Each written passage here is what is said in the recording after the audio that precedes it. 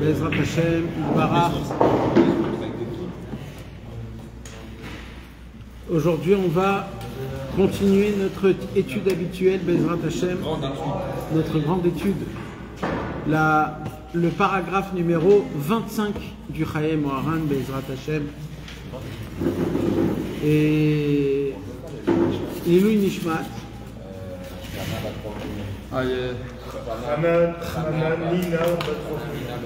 Hananina Bat Fortuna. Ayom Askara Shiva. Hein? Yosef Chaim, Ben Debra, Refoua Shlema. Shula Bat Shoshana, Refoua Shlema. Ilui Nishmat. David Ben Simcha. Ilui Nishmat. Michal Chaya Bat Rachel. Sacha David Ben Chaim. Sacha David Ben Chaim. Ben Ruth. Ben Ruth. Yehuda Ben Shalom. Yehuda Ben Shalom. Yehuda Ben Shalom. Myriam Juliette. Myriam Juliette. Bat Simcha Félicie. Bat Simcha Félicie. Esther Myriam. Esther. Annie Esther. Annie Esther. Bat Myriam Juliette. Bat Myriam Juliette. Refoua Shlema, Paulette Fortuné. Bat Simcha. Et tout l'homme Israël. Et que les Chatoufim y reviennent en bonne santé tous.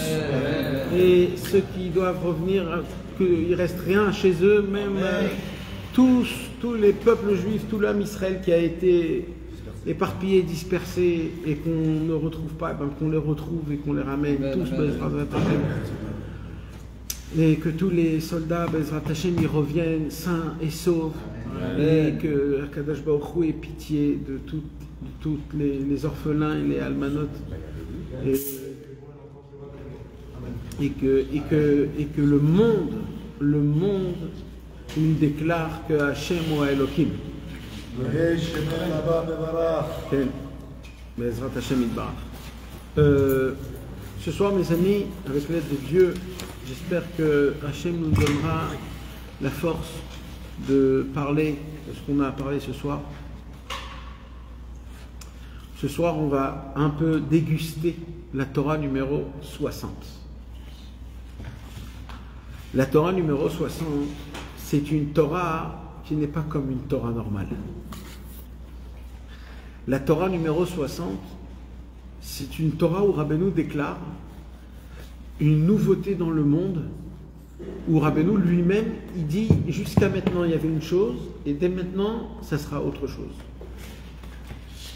Dans la Torah numéro 60, Rabbi Nachman raconte la fameuse histoire, si vous avez entendu, de Choni Améagel. Celui qui ne sait pas, à Tzfat, il y a la tombe de Choni Améagel. Choni Améagel était à l'époque des Tanaïm. Et Choni Améagel était un Talmid Chacham, c'est même nul de dire sur Choni Améagel un Talmid Chacham, tellement il était géant dans tous les niveaux de la Torah Mamash. La Gemara elle raconte sur Choni Améagel comme quoi à chaque fois qu'il y avait une question qu'on ne répondait pas, qu'on n'arrivait pas à répondre à elle, quand Choni Améagel venait, il donnait toutes les réponses.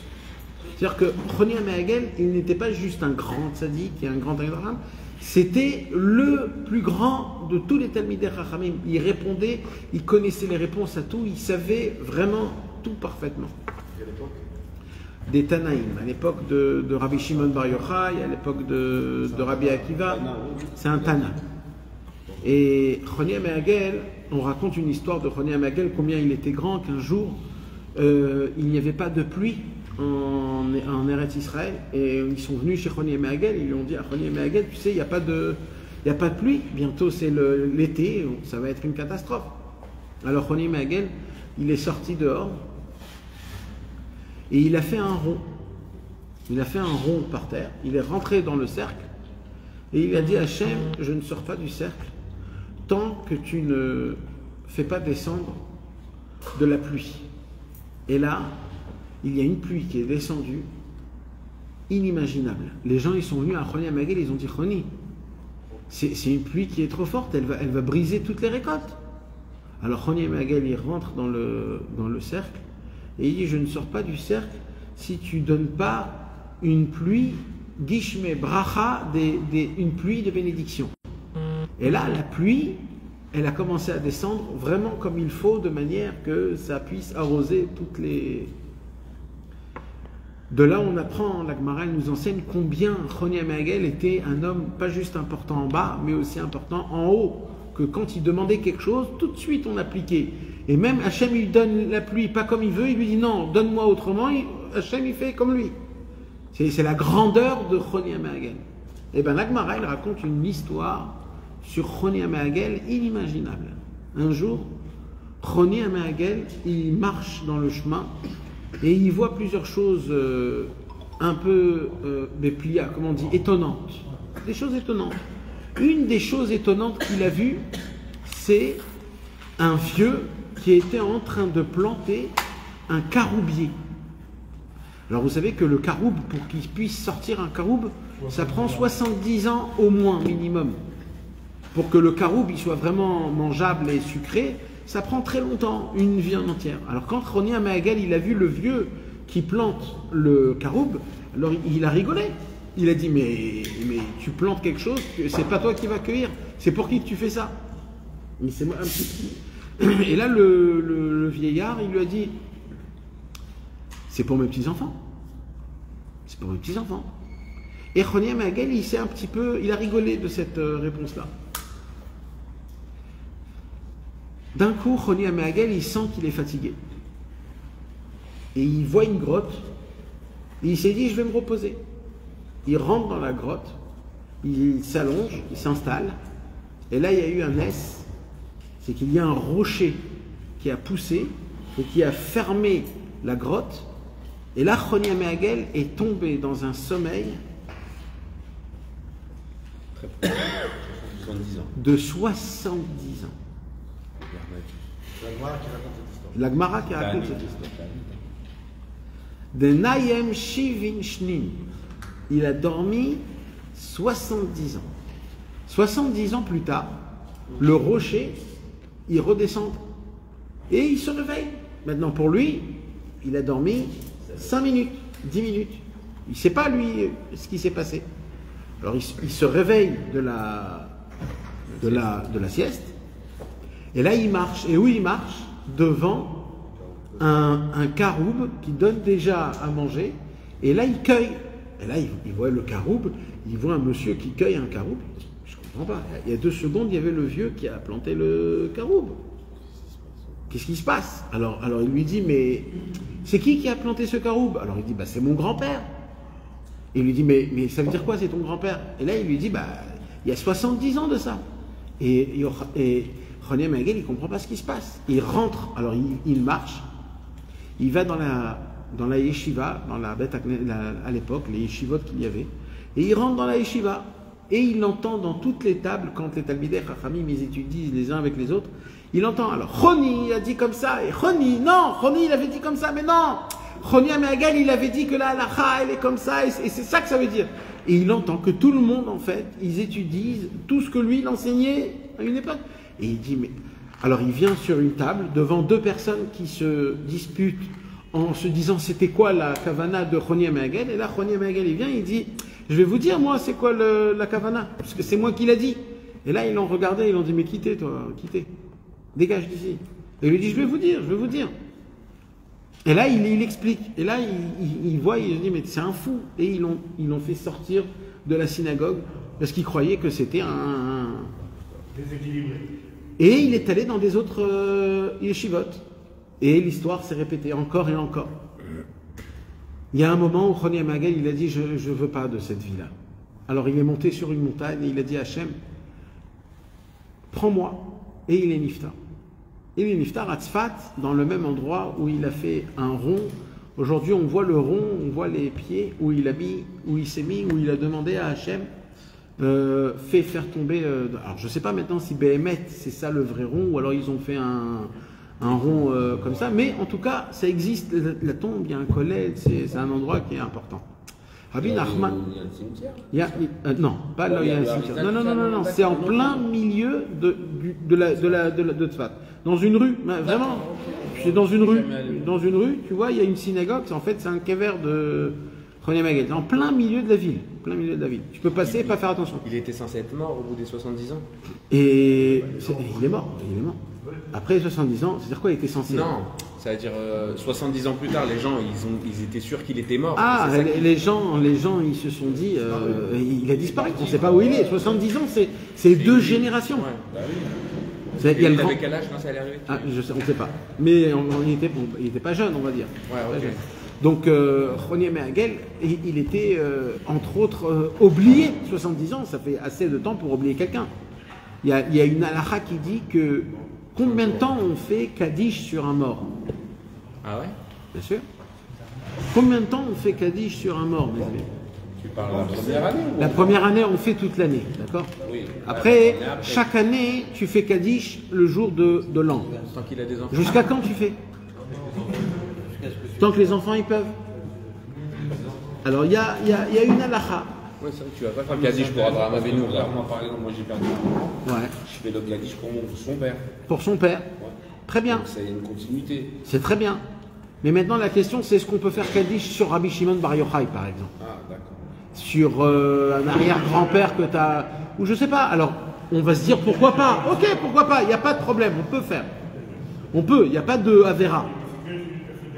Mais la question, c'est est-ce qu'on peut obliger quelqu'un à faire Kaddish? Jusqu'à quand, ça veut dire? C'est une obligation toute sa vie? C'est ça la question? Non, Eh bien là, l'halakha est dit. Alors c'est pas une halakha qui est écrite dans le Shulchan Aruch, c'est les poskim qui ont écrit ça. La halakha, elle est que 50 ans. 50 ans, tu fais le yortzeit, c'est-à-dire la askara. Nagid, le petit, il perd son père à 13 ans. Un Kaddish par an. Jusqu'à 63 ans, il est chayav de faire la Ascara tous les ans. Alors, après les 63 ans, par exemple, alors on ne l'oblige pas à faire. Mais s'il veut, il fait. Mais ça veut dire que c'est plus une obligation. Donc il y a un zman de... pourquoi je dis ça? Parce que 50 ans, c'est quoi 50 ans? C'est toute une vie en fait. Donc quand lui il a dormi 70 ans, Choniam Hagel, il a passé une vie en entière, c'est ça que ça veut dire. Tu comprends le Inyan? Et c'est ça la Gemara, elle raconte cette histoire comme ça. C'est ce qui s'est passé, Behemet. Il faut avoir la Emouna, Bishlemut. C'est comme ça et pas autrement. C'est quoi? C'est avec la princesse qui s'est endormie 70 ans? Non. Choniam Hagel. Oui. Mais là, je te parle d'une histoire que la Gemara, elle raconte sur un tzaddik en lui donnant un nom et en racontant sa vie et en disant voilà comment il est niftar comme ça.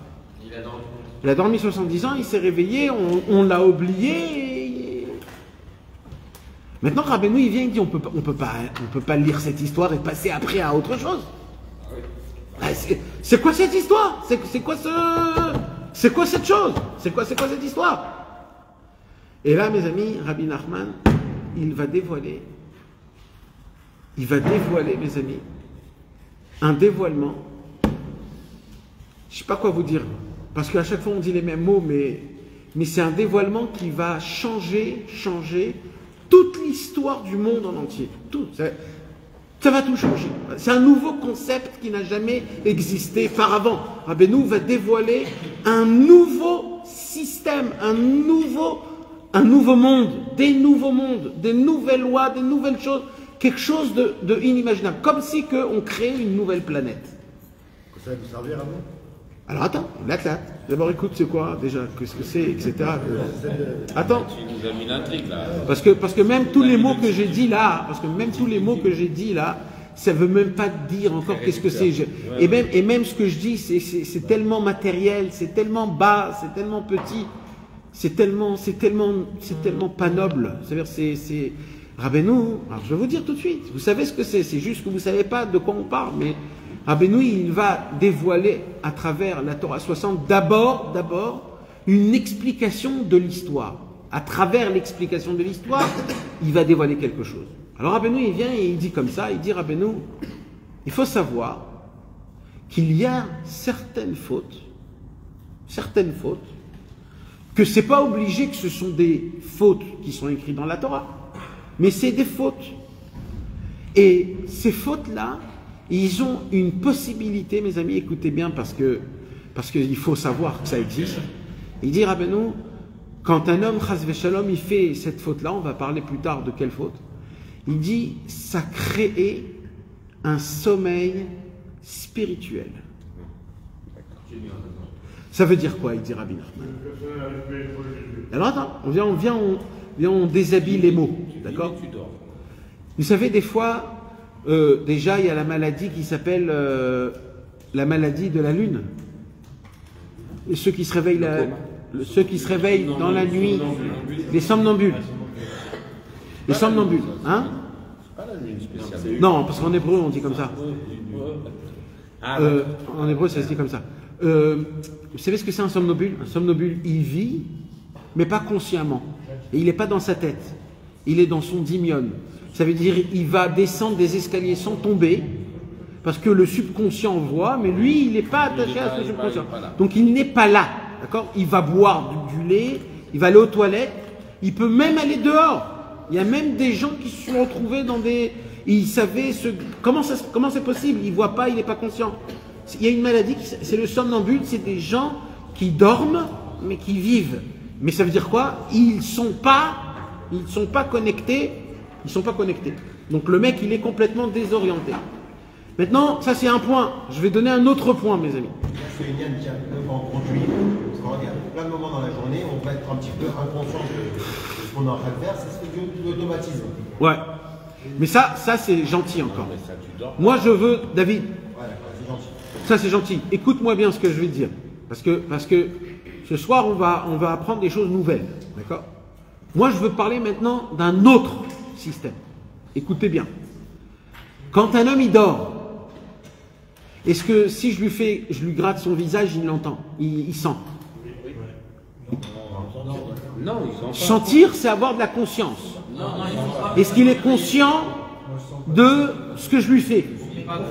Non, il n'est pas conscient. D'accord? Si maintenant je lui parle, écoutez bien mes amis, si je lui parle, il entend? Il entend, mais il n'est pas conscient. Ça veut dire, juste, ça s'arrête là, ça ne monte pas dans le cerveau. Si, ça monte dans le cerveau, mais c'est sur le côté matériel. Par exemple, quand tu vas lui gratter inconsciemment... Oui, moi ce que je veux dire, c'est-à-dire que lui-même, il n'est pas conscient de ce qui se passe, d'accord? Alors, il y a une situation, écoutez-moi les amis, c'est énormément important. Il y a une situation qu'un homme, il peut être en mode sommeil spirituel. Ça veut dire quoi, sommeil spirituel? C'est-à-dire que quand tu commences à faire quelque chose spirituellement ou qu'on te parle de la spiritualité, ouais, tu es complètement dans le néant. Tu n'as aucune connexion à rien. Tu as aucun goût à rien. Ça ne veut pas dire que tu ne le fais pas. Tu peux le faire. Mais quand tu fais, c'est comme si que... Même, c'est plus grave. Je ne parle même pas de l'automatique. Il y a quelque chose de plus grave que l'automatique. Encore automatique, tu peux des fois le sentir, mais pas très fort. Là, c'est quelque chose que tu es totalement déconnecté de la chose. 360. Alors, on s'y retrouve, oui, mais c'est pas le niveau que je parle.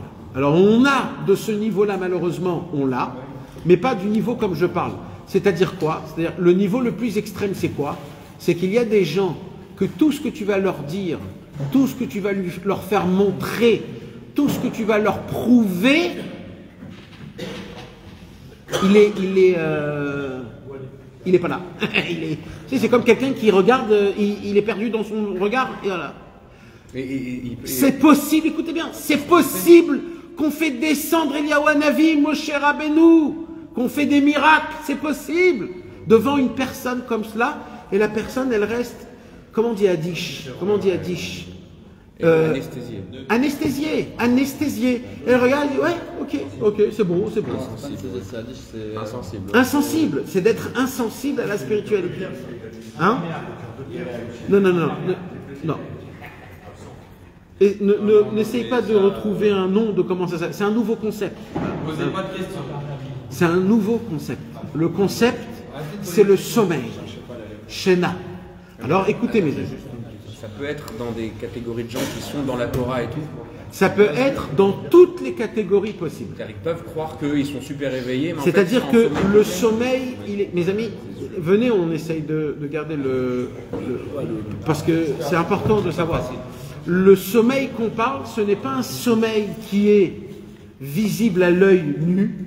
Ça veut dire en décrétant ça, c'est comme ça. Ça peut être sur des gens avec des barbes, des péotes, ça peut être avec des gens complètement chiloni, ça peut être des gens au milieu, ça peut être tous les cas, toutes les catégories possibles.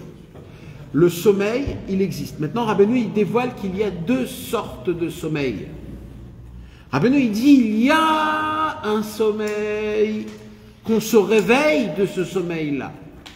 C'est-à-dire, il y a certaines fautes que quand un homme y faute, il tombe dans un sommeil spirituel. Le sommeil spirituel veut dire quoi?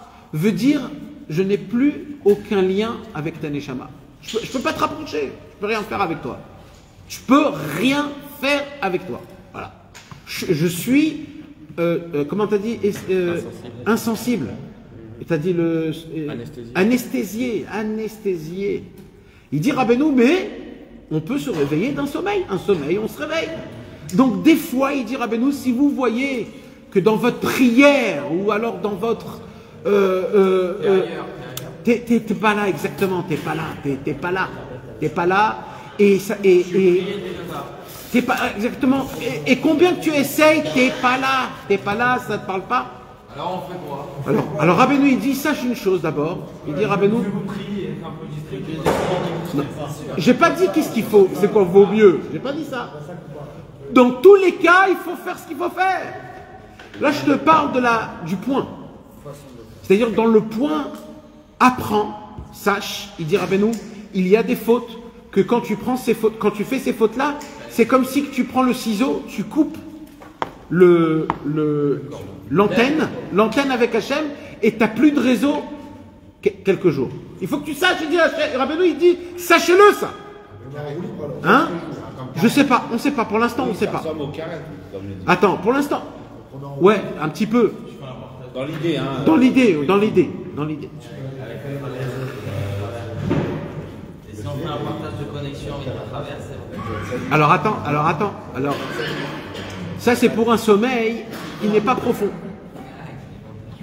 Un sommeil qui n'est pas profond, un bon travers il vient, il dit allez, t'as raison, il faut que je me réveille. Il dit Rabbeinu Akadosh, écoutez mes amis, ouvrez votre cœur.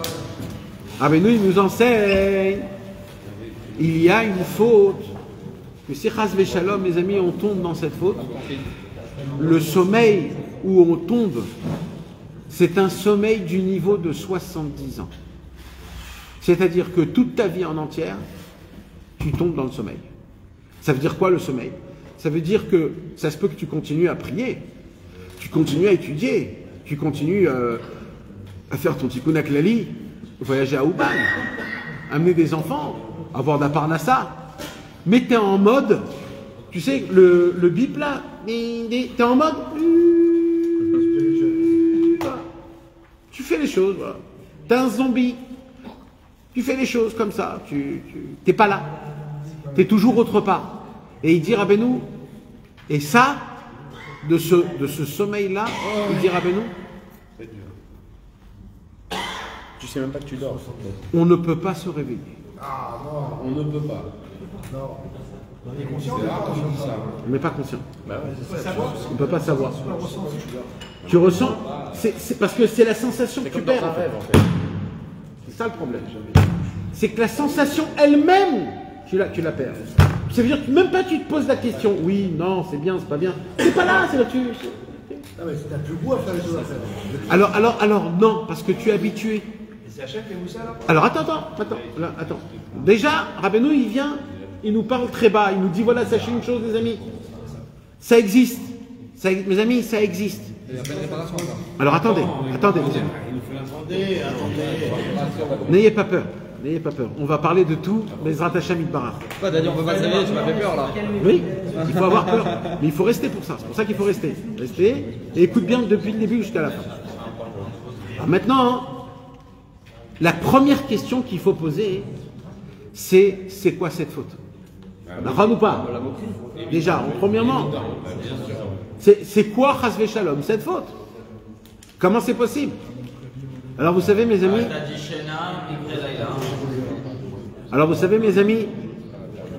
en vérité, on a toujours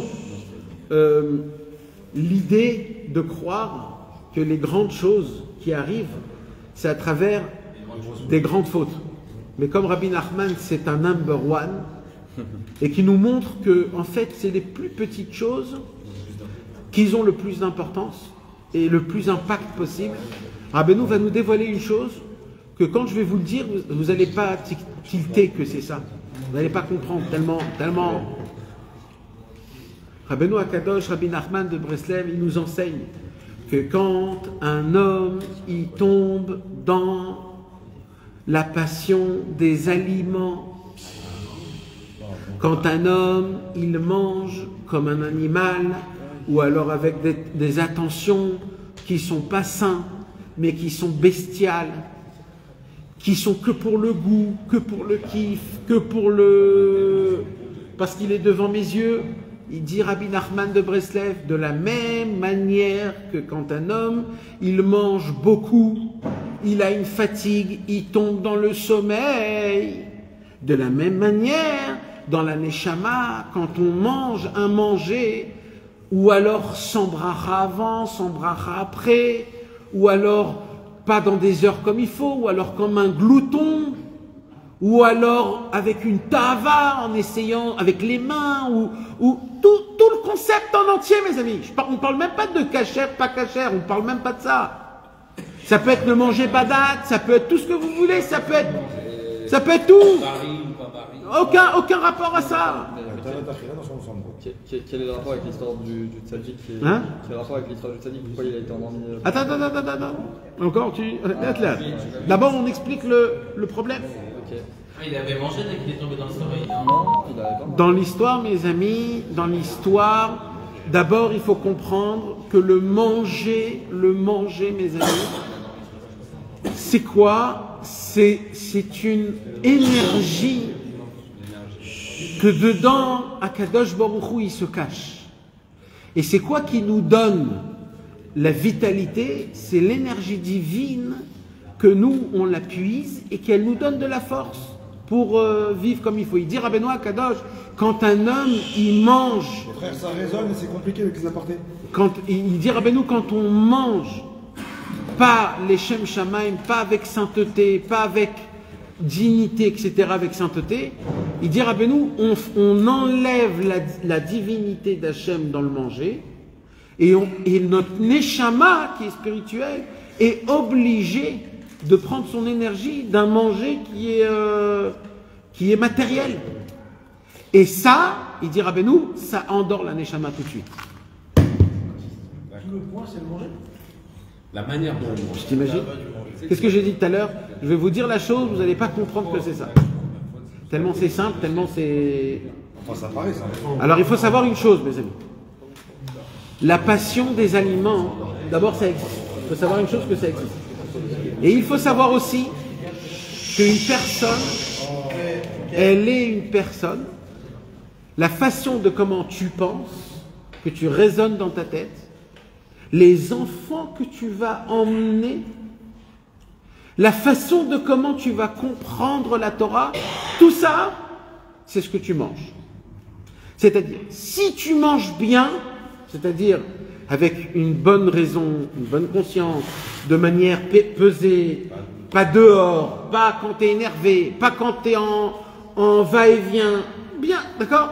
Qu'est-ce qui se passe? Quand un homme il mange comme il faut, alors son cerveau, il prend de la bonne énergie, la goutte qui se prépare dans le cerveau va être meilleure, donc ses enfants vont être meilleurs, et la façon de penser et de raisonner va être beaucoup meilleure. Par contre, il dit Rabbeinu, quand un homme il va manger de manière bestiale, de manière où il va vite avaler, pas mâcher beaucoup, etc., qui va tomber dans l'avodazara de la tavatachila, de faire les choses, oh la pkeila, oh, le truc, oh le ça, la rissa, il me manque ça. Quand tu fais pas de tout ça un monde et que, ouais, tu manges bepchitout, comme ça, bepchitout. Si on fait de ça quelque chose de grave, il faut savoir une chose. Quoi que tu manges, même si c'est Shabbat, même si c'est Shabbat, Shabbat, on n'a pas le droit d'être des animaux, même si c'est Shabbat. Et ben malheureusement, on crée, la Neshama, elle reçoit un électrochoc des aliments qu'on mange, et ça la fait tomber dans un sommeil où un homme, il peut s'endormir toute une vie. On fait les plus grosses tables de toute la semaine. La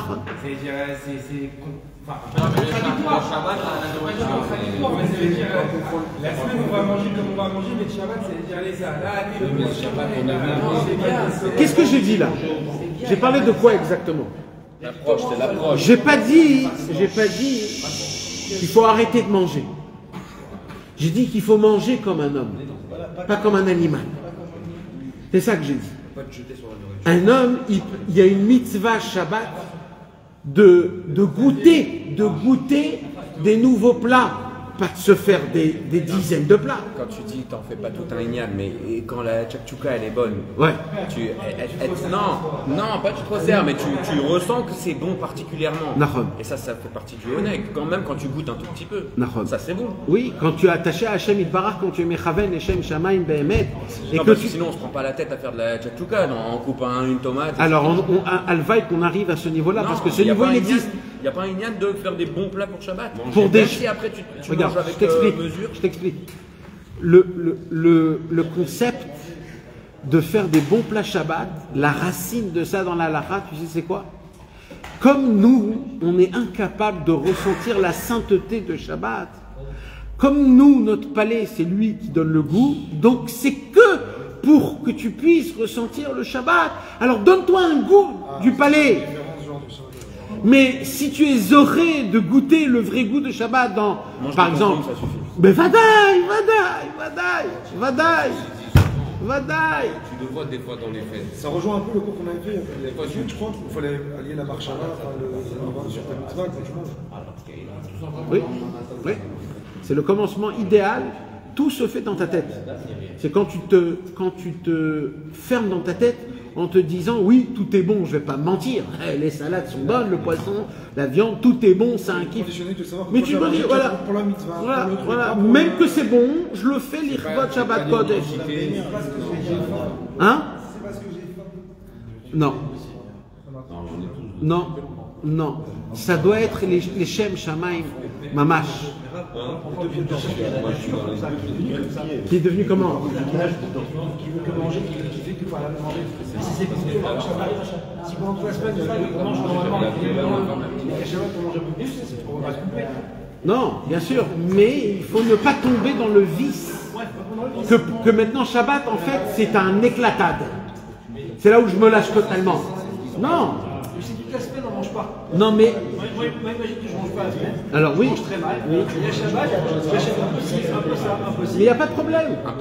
Le problème, c'est quand un homme, il se conduit comme une bête, un animal. On parle pas de s'il faut pas. On parle de l'aliment lui-même.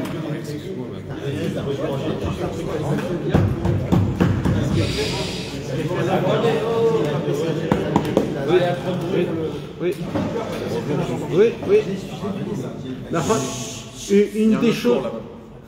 Une des choses que, par exemple, il y a une dignité de savoir manger, mes amis, sachez qu'il y a une Gemara en entière qui s'appelle Masechet Derech Eretz, qui est à la fin des Pirkei Avot dans le chasse, à la fin du Nezikin.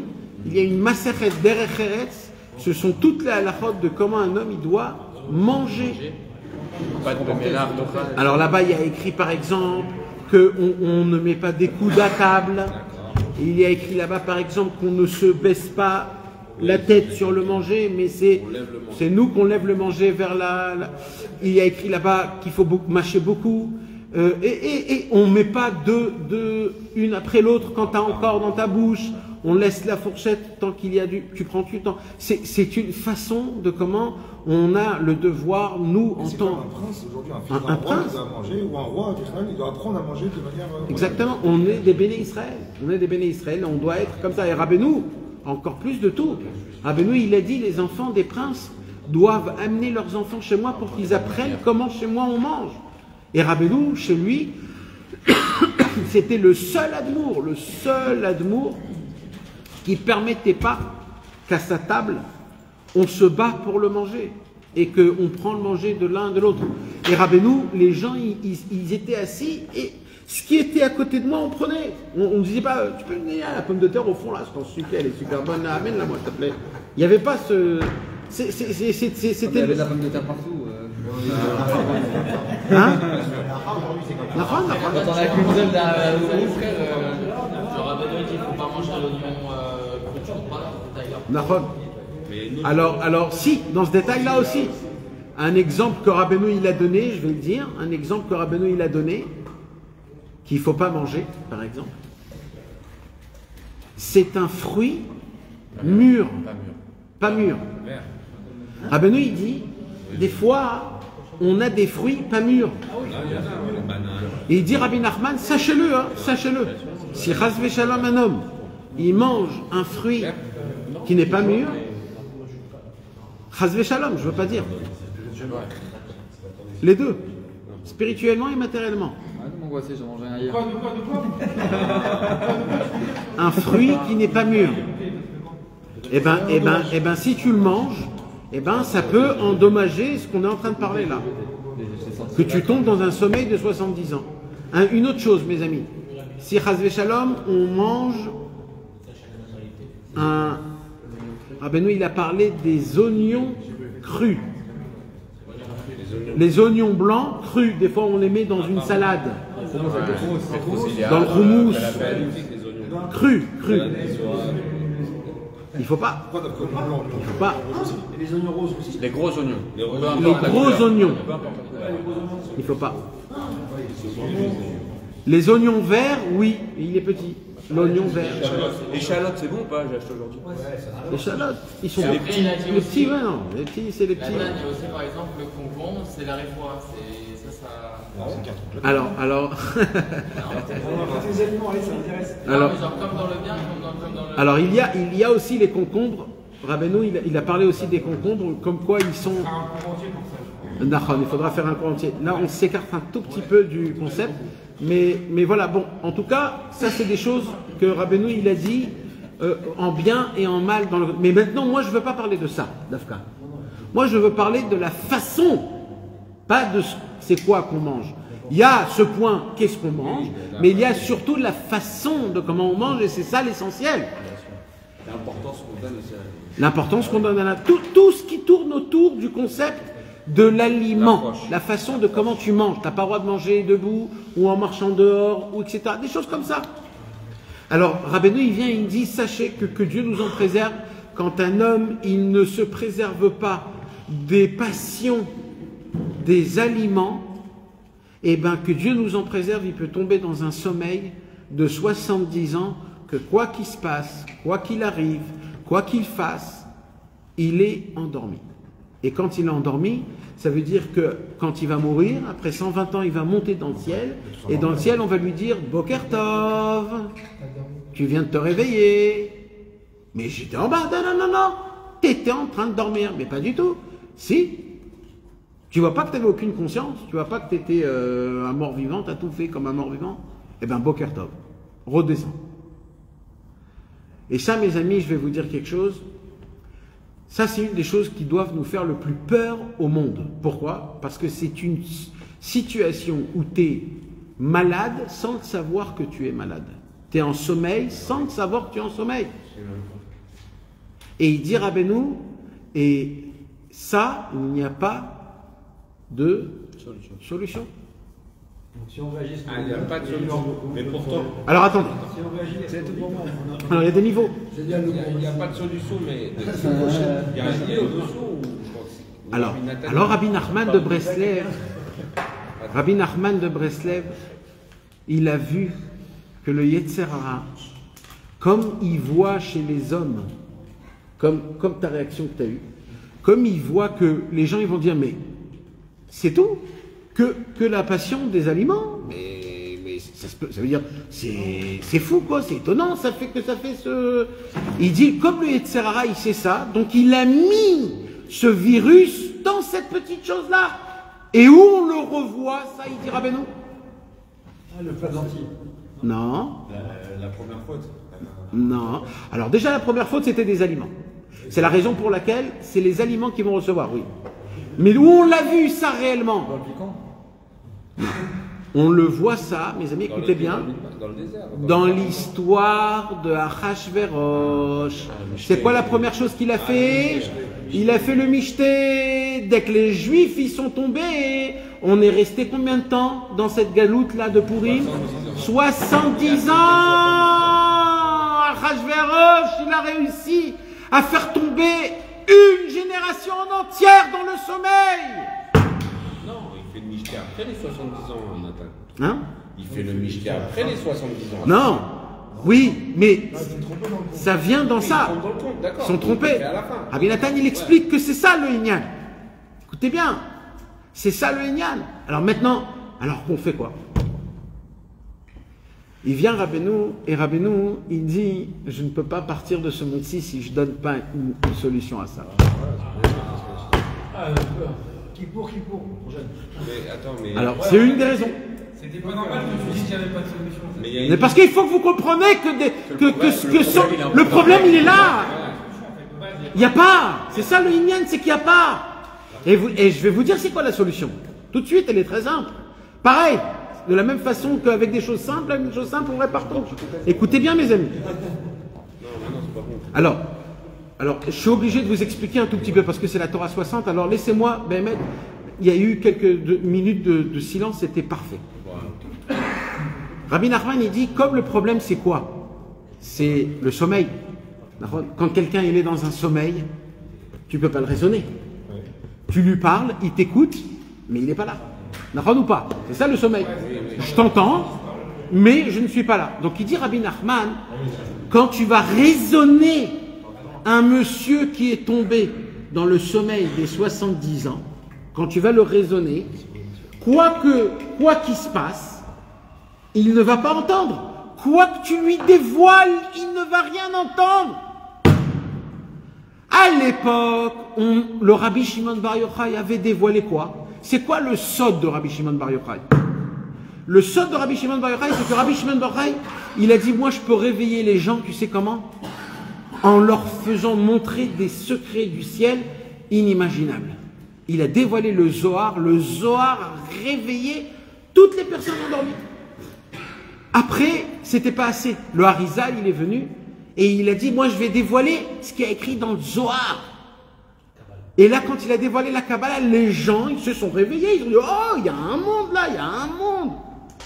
Après, il y avait la Chassidoute, le Baal Shem Tov, il est venu. Le Baal Shem Tov, il est venu, il a fait montrer que même les gens les plus banals, les enfants, les femmes, les vieillards, tout le monde peut découvrir Dieu. Ça a réveillé.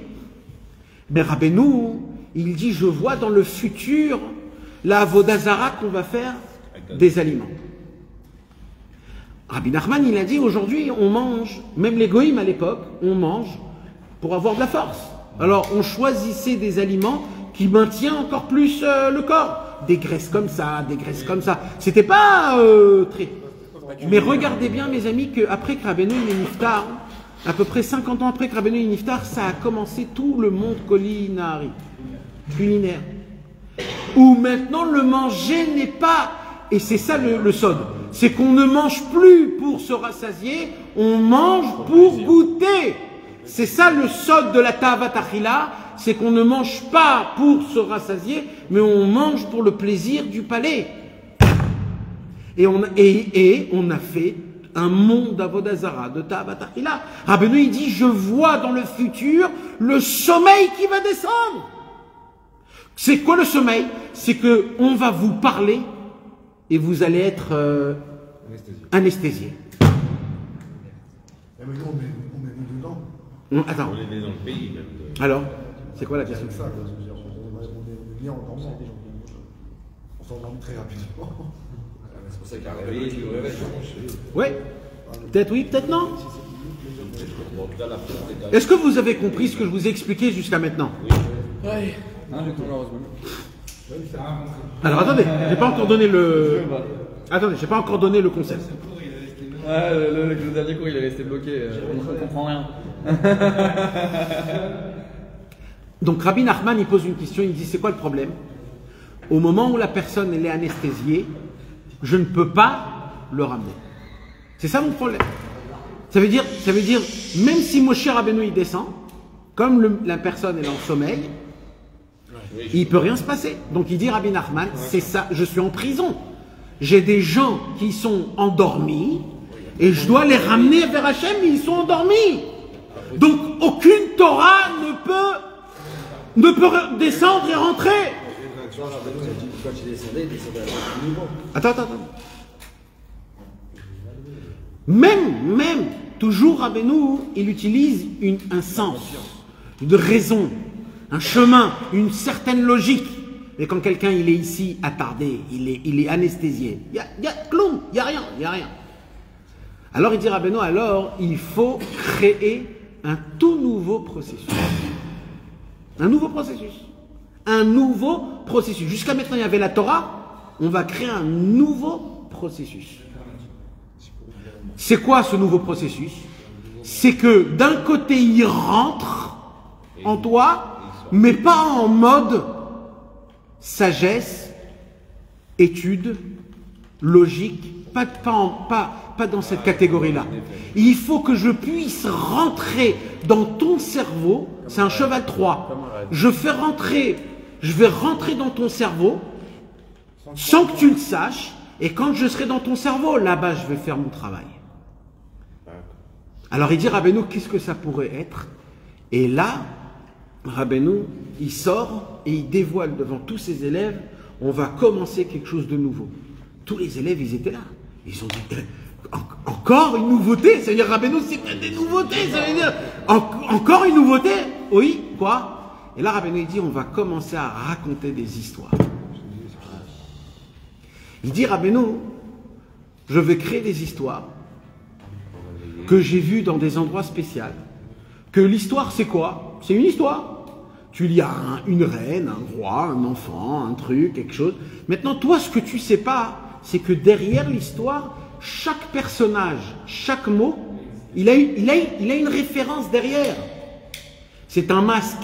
Ça cache une puissance électrique spirituelle qui se cache derrière un roi, une reine, un fils, Maintenant, toi, tu vas lire.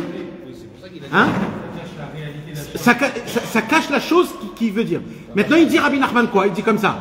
Toi, tu vas lire l'histoire. Tu dois juste comprendre qu'est-ce qui s'est passé dans l'histoire. Quand ça rentre dans ton cœur, parce que l'histoire, ça rentre dans ton cœur, sans que tu le saches, le défilement de l'histoire va réparer le sommeil. Il va te réveiller du sommeil. Il dit Rabbeinu, même de 70 ans. Juste en lisant des histoires. Mais lesquelles histoires? Les histoires que Rabbi Nachman, il a racontées, les 13. Les 13 contes, uniquement, pas les autres. Et la première, c'est il a dormi 70 ans. Et la première histoire, on parle là-bas d'un vice-roi qui a dormi 70 ans. Parce que c'est là-bas où Rabbeinu, il dévoile le secret. Et ça s'appelle après. Hein? Oui. Vous imaginez, mes amis? Il dit Rabbeinu Akadosh, et là on va comprendre ce qu'il y a écrit ici. Écoutez bien. Mais toutes ces histoires justement, elle s'est passée quand? Dans le passé, dans le présent et dans le futur. Là actuellement, là, maintenant ça se passe tout de suite là. Oui. Oui. Pourquoi Rabbeinu il n'a pas terminé la fin de la princesse disparue? C'est pas la fin, c'est. Voilà, il va là-bas, c'est tout. Il y a pas de. Non, c'est parce que c'est toi la continuation. C'est toi l'histoire. C'est toi qui l'écris l'histoire. En fait, la princesse disparue, c'est personnel. Nous, on doit terminer l'histoire. C'est nous qui l'écrivons l'histoire. C'est ça le plus beau. C'est que c'est de l'actualité. C'est personnel. Et c'est général aussi. C'est ça le beau. Alors après, il y a un travail. C'est ça se réveiller. Il y a un travail de se retrouver dans les Sipurim Masiot. Aujourd'hui, je me sens que je suis le Chacham. Voilà, c'est moi l'intellect aujourd'hui. J'ai tout foiré. Tout ce qu'il y a partout, j'ai tout foiré. Voilà. Et il y a des jours où c'est toi le Tam. C'est toi le Tam. J'ai été content de ce que j'ai fait, même un petit peu. Il y a des jours où tu es le vice-roi. Il y a des jours où tu es l'enfant disparu. C'est toi, tu es là. Et maintenant, il dit Rabbi Nachman comme ça. Il dit, le travail le plus important au monde, mes amis, écoutez bien. C'est certainement qu'il faut étudier la Torah, c'est certain. Il faut mettre toutes ses forces dans la Torah et toutes ses forces dans la Tfila. Mais il faut savoir une chose, en plus de cela, il faut savoir une chose, mes amis. C'est très très important de lire les contes de Rabbi Nachman de Breslev. Les contes de Rabbi Nachman de Breslev, ils réveillent la Neshama endormie. Quand vous sentez que vous êtes endormi dans une des cases, dans la Torah, dans la Tfila, dans le mikvé, dans la Simcha de Shabbat, dans la colère, vous êtes anesthésié. Il faut savoir une chose, la force des contes de Rabbi Nachman, c'est l'éveillement. Tu te réveilles, tu te réveilles de ton chemin. Il ne faut pas comprendre, il ne faut pas comprendre. Il faut lire. Il faut juste que tu comprennes l'histoire, c'est tout. Juste que tu comprennes ce qui s'est passé. C'est pour ça qu'on le dit Shabbat. La vérité, Shabbat. Ouais. Les Chassidé Breslev. Moi, je pense à l'histoire de l'infirme, mais je sais pas, c'est bordel cette histoire. Enfin, Esther. Mais non, mais c'est vraiment, je me suis perdu. Moi, je pourrais pas déjà les tenir en aboutissant l'histoire, mais je l'ai lu. Et alors, sur YouTube, il y a à peu près 13 cours sur l'infirme. Tu peux commencer à regarder. Et là-bas, c'est. Ouais. Et sur le deuxième compte, sur le premier aussi. Moi j'ai un ange à disparu, tu comprends? Ah non, moi j'ai compris directement le fond de l'histoire. C'est-à-dire quand j'ai lu l'infirme, c'est pas bien de.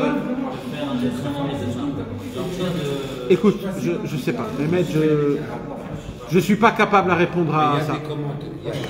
Il y a des commentaires sur les comptes. Alors, il y a des gens qui ont commenté les comptes. Il dit Rabbi Nachman de Breslev, je suis moins content quand on commente les comptes, puisque le but du compte, c'est que tu les comprennes pas, qu'ils rentrent en mode compte et qu'ils font leur travail dedans. Alors Rabbi Nachman, il a dit par contre, je dis pas non à si on peut essayer de trouver un conseil dans la Vodat Hashem, il faut. Si tu peux apprendre comment il faut se conduire du tam, je veux que tu fasses. Mais de là à essayer d'expliquer, ne rentre pas là-bas. Juste si ça se fait de manière simple. Alors c'est sûr que c'est mieux en hébreu. Mais c'est pas grave aussi en français. Mais si tu peux en hébreu, fais-le en hébreu. En hébreu, il n'y a pas en français. Alors c'est encore mieux, c'est encore mieux. Mais si on comprenne la pourquoi le remède, ce n'est pas de casser la thématique là, tout simplement. Je ne sais pas si on est capable. Je ne peux pas, ça fait partie de la vie. C'est trop compliqué de casser. Manger, c'est Tu la casses, ce que tu entends dans le sommeil, puis après tu réfléchis. Dans les règles, je ne sais pas si on mange. Qu'est-ce que ça serait pour toi? Qu'est-ce que ça serait pour toi de casser la tabatachila? De manger avec la route de Harila, manger avec les SB, les chefs chefs, mais tout ça, quoi, dans la façon de manger, quoi. Mais il y a un autre problème que ça, c'est un peu plus dur à maintenir. C'est l'agréabilité qu'il y a au fond de ton cerveau qui fait comme ça. Ah, ce plat-là que tu vas manger, cette pétillance que tu as en toi, que tu peux pas la... C'est la bestialité. C'est la bestialité qu'on a en nous qui est vraiment... problématique. Rabbeinu, il vient, il dit, je vois déjà que presque c'est pas possible. Quelqu'un, justement, il a cette spécialité qui arrive en lui. Et qu'à ce moment-là, il a travaillé sur ce Inan. Il faut quand même travailler. À ce moment-là. Ouais, mais. C'est vraiment un emploi, je fais un kiff. Quand même travailler. Je vais la casser à ce moment-là. Ouais, ça veut pas dire que non. Il faut aussi se travailler dessus. Mais il faut savoir une chose, que la tavat achila, c'est pas que quand tu es en face du manger. Quand tu es au bureau et que tu penses à ça, tu es dans la tavat achila aussi. Tu comprends le... Mais attends, par contre, il y a une notion. Mais quoi, tout le monde s'y est tombé dedans ou pas tout le monde? Alors, comme Adam Arishon est tombé à travers l'aliment, c'est quelque chose que tout le monde tombe. Ça ne veut pas dire qu'on ne peut pas s'en remettre, encore une fois. On peut briser totalement la tavat achila vadaï. Mais ça prend du temps. Ça veut dire, pendant ce temps-là, on fait quoi? Ça veut dire, c'est ça le Inyan. Mais il y a c'est la matière. Oui, oui. Avec Rabbeinu les 3 ans. Oui. Rabbeinu, il payait quelqu'un pour qu'on lui parle, pour pas qu'il pense à l'aliment, parce que s'il pense à l'aliment, il ne mangeait pas. Mais il y a une notion que Rabbi Nathan il ramène, je ne sais plus c'est laquelle, dans les Shalosh Regalim, elle répare les 3 grandes fautes. Nahon. Achila, Mammon, c'est plus c'est quelle. C'est les Sukkot. C'est Sukkot. Sukkot, on répare le manger. Tu le mets là, dans ce que tu nous as dit. Alors, Sukkot, répare le manger. Ça c'est pour un autre concept. Là, on parle du concept du cœur parfait. Yerushalayim, Irash Lema, que le cœur, il a 3 chambres. Les 3 chambres, c'est les 3 ta'avot. Et que quand un homme, il tombe dans les 3 ta'avot, il perd son cœur spirituel. C'est pas la même chose que ce que tu parles là? Le cœur, c'est pas le cerveau. Quand tu dors, c'est le cerveau qui endort. T'as compris? C'est une autre chose. C'est comme quand tu te fais opérer. Mais le cœur, il envoie l'impulsion au cerveau. Oui, le cœur, il travaille. Il travaille, mais le problème, c'est que tu n'es pas conscient. Encore une fois, le problème, c'est que tu restes la même personne. Ça veut dire que tu n'es pas... Alors, c'est ça, les Sipurim Maasiyot. C'est quoi les Sipurim Maasiyot? Les Sipurim Maasiyot, il dit, Rabbeinu, les contes que j'ai racontés, ce sont des contes qu'ils travaillent mutuellement tout le temps. Et c'est un travail qu'en les prononçant, il dit Rabbeinu, juste en les prononçant, on arrive à réveiller et à créer des nouveautés. Alors, écoutez-moi bien, on va lire le 25 et vous allez voir, maintenant vous allez un peu plus comprendre tout ce qui permet de se réveiller par rapport à... Quand un homme il lit les Sipurim Maasiyot, ça le réveille de tous les sommeils. Il va pouvoir écouter Et il pourra après entendre le vrai message qu'il faut. Vous savez, mes amis, que le Sipurim Maasiyot, Rabbi Israël Ber Odesser, à l'époque où Eretz Israël était encore tout nouveau, à la création du pays, Rabbi Israël avait envoyé une lettre au Premier ministre à l'époque. Ouais, il y a tous les écrits des messages. Exactement. Et là-bas, une des choses qu'il lui avait demandé, une des choses les plus importantes qu'il avait demandé, c'est de faire une loi dans le Misrad HaChinour, c'est-à-dire dans le scolaire, que les enfants, ça fait partie du livre scolaire, les contes de Rabbi Nachman de Breslev. Et oui, en plus c'est des contes, c'est beau, ça touche les enfants, et en plus ça réveille l'enfant depuis le début. Depuis le début, l'enfant il est réveillé. Pourquoi c'est pas passé? Et il lui avait promis que oui. Et malheureusement, ça s'est pas fait en fin de compte. C'est comme ça que Rabbi Israël, il a dit, alors si c'est comme ça, alors on va faire du porte-à-porte et on va commencer à diffuser dans le monde. On va faire rentrer, nous, les livres dans les maisons au lieu dans les écoles. Mais de base, c'était comme ça que ça devait se passer. Il faisait tout ce qu'il voulait. Ouais. En tout cas, malheureusement, ça ne s'est pas fait. Maintenant, il faut savoir une chose, mes amis, c'est que les contes de Rabbi Nachman de Breslev, tout dépend de l'importance que tu fais et que tu dis quand tu lis les contes de Rabbi Nachman. Les contes de Rabbi Nachman, il y a des gens qui croient que c'est pour comprendre une logique ou pour comprendre une parabole ou alors pour avoir un message. Alors les gens, ils lisent l'histoire, ils voient que l'histoire s'arrête. Alors ils disent, ça veut dire quoi ce truc-là? Et j'ai lu tout ça pour arriver où? Pour arriver... Alors il faut comprendre une chose, mais c'est pas une parabole. Il n'y a pas de texte à comprendre dans ça. Les contes de Rabbi Nachman, ce sont des contes qui se lisent uniquement pour que la Neshama, elle se réveille. C'est pour la Neshama. Les 13, c'est que pour la nourriture, mais c'est pour des domaines différents. Alors, Vadaï, que d'abord les 13, c'est pas il dit Rabbi Nachman de Breslev, c'est pas que la nourriture. Il dit Rabbi Nachman, moi ce que je vous ai dit, c'est l'essentiel. En général, on tombe à cause de la nourriture, de ça. Mais il y a aussi des autres fautes où on peut tomber dans le sommeil. Donc, les contes, ils réveillent de tous les domaines. Les 13 ont le même effet, quoi. Les 13 ont le même effet. Si tu poses la question, c'est quoi les 13? Alors, il y a eu, à la création du monde, à Kadosh Baruch Hu, il a créé en tout 13 mondes spirituels. Quand tu comptes les sphirot, c'est-à-dire les partsoufim, il y a 13 mondes. Il y a Atik Yomin, Arichanpin, Abba, Ima, etc., etc. Il y a 12 mondes en général, en gros, dans tous les mondes, et 13 avec la Kuchabrichu. C'est ça qui a donné aussi les 13 codes de la Torah. Rabbi Ishmael, Bishlosh Esrei Midot HaTorah Nidreshet, Kal Vachomer, Gzera Shava. C'est les 13 louanges qu'on dit dans Ishtabar, Shir, Ushvacha, Alel, Vezimra, Oz, Umemshala, Netzar, Dola, Gvora, Tila, Tiferet, Dusha, ou Malchut. C'est les 13 attributs de pitié et de miséricorde. Et il dit Rabbeinu, et les 13 contes, ça crée tout ça. C'est les 13 attributs de miséricorde, mais d'une autre façon, qui arrivent. C'est-à-dire le Yetzer Hara lui-même, il ne comprend pas les contes. Comment il peut se battre contre eux? En fait, Rabbeinu, il a créé un nouveau langage que les gens ne connaissent pas, justement pour qu'ils puissent avoir une liberté de pouvoir rentrer en nous et réparer tout. C'est vraiment une anesthésie.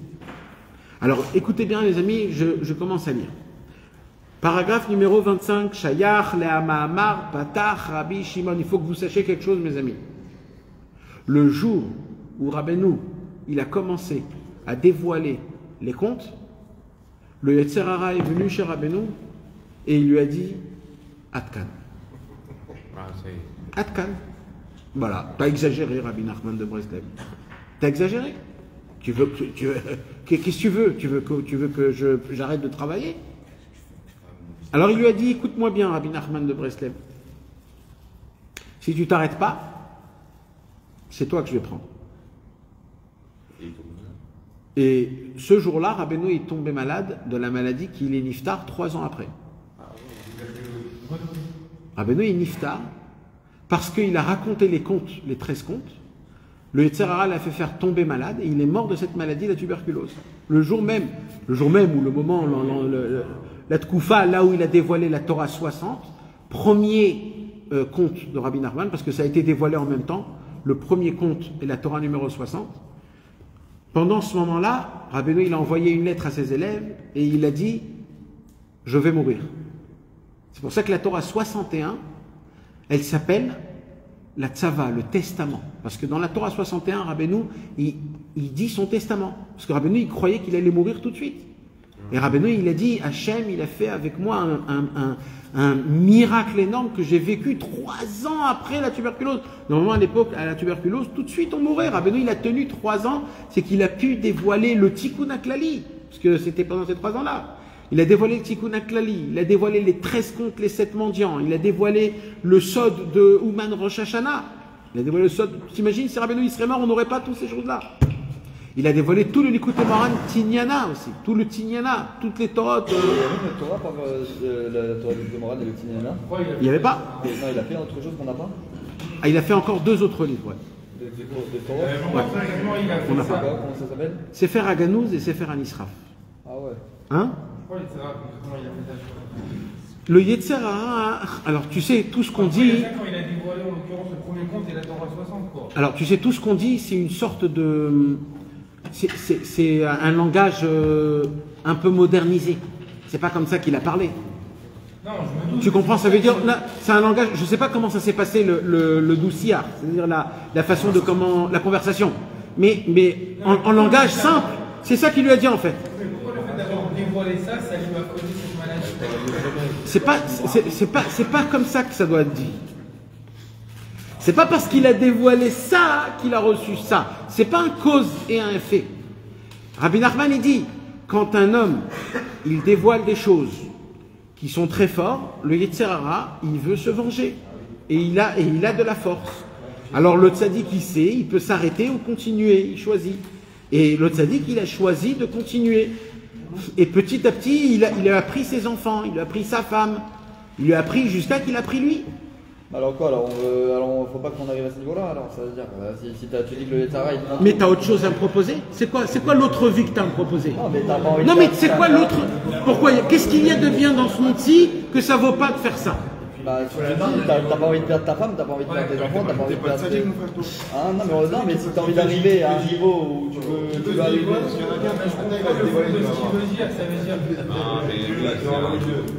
C'est un niveau, Ce ne sont pas des niveaux qui nous parlent du tout. Ouais, du tout. Alors déjà que l'on soit déjà comme il faut déjà, après on parlera déjà. Tu penses ce que je dis? Non, il n'a pas de libre arbitre. Alors, on a étudié la semaine dernière qu'il ne faut pas répondre au pourquoi. C'est comme ça veut dire, qui peut te dire pourquoi? Ça veut dire, mais mec, Nahon ou pas? On ne peut pas répondre à ces choses-là, on ne sait pas qu'est-ce que c'est.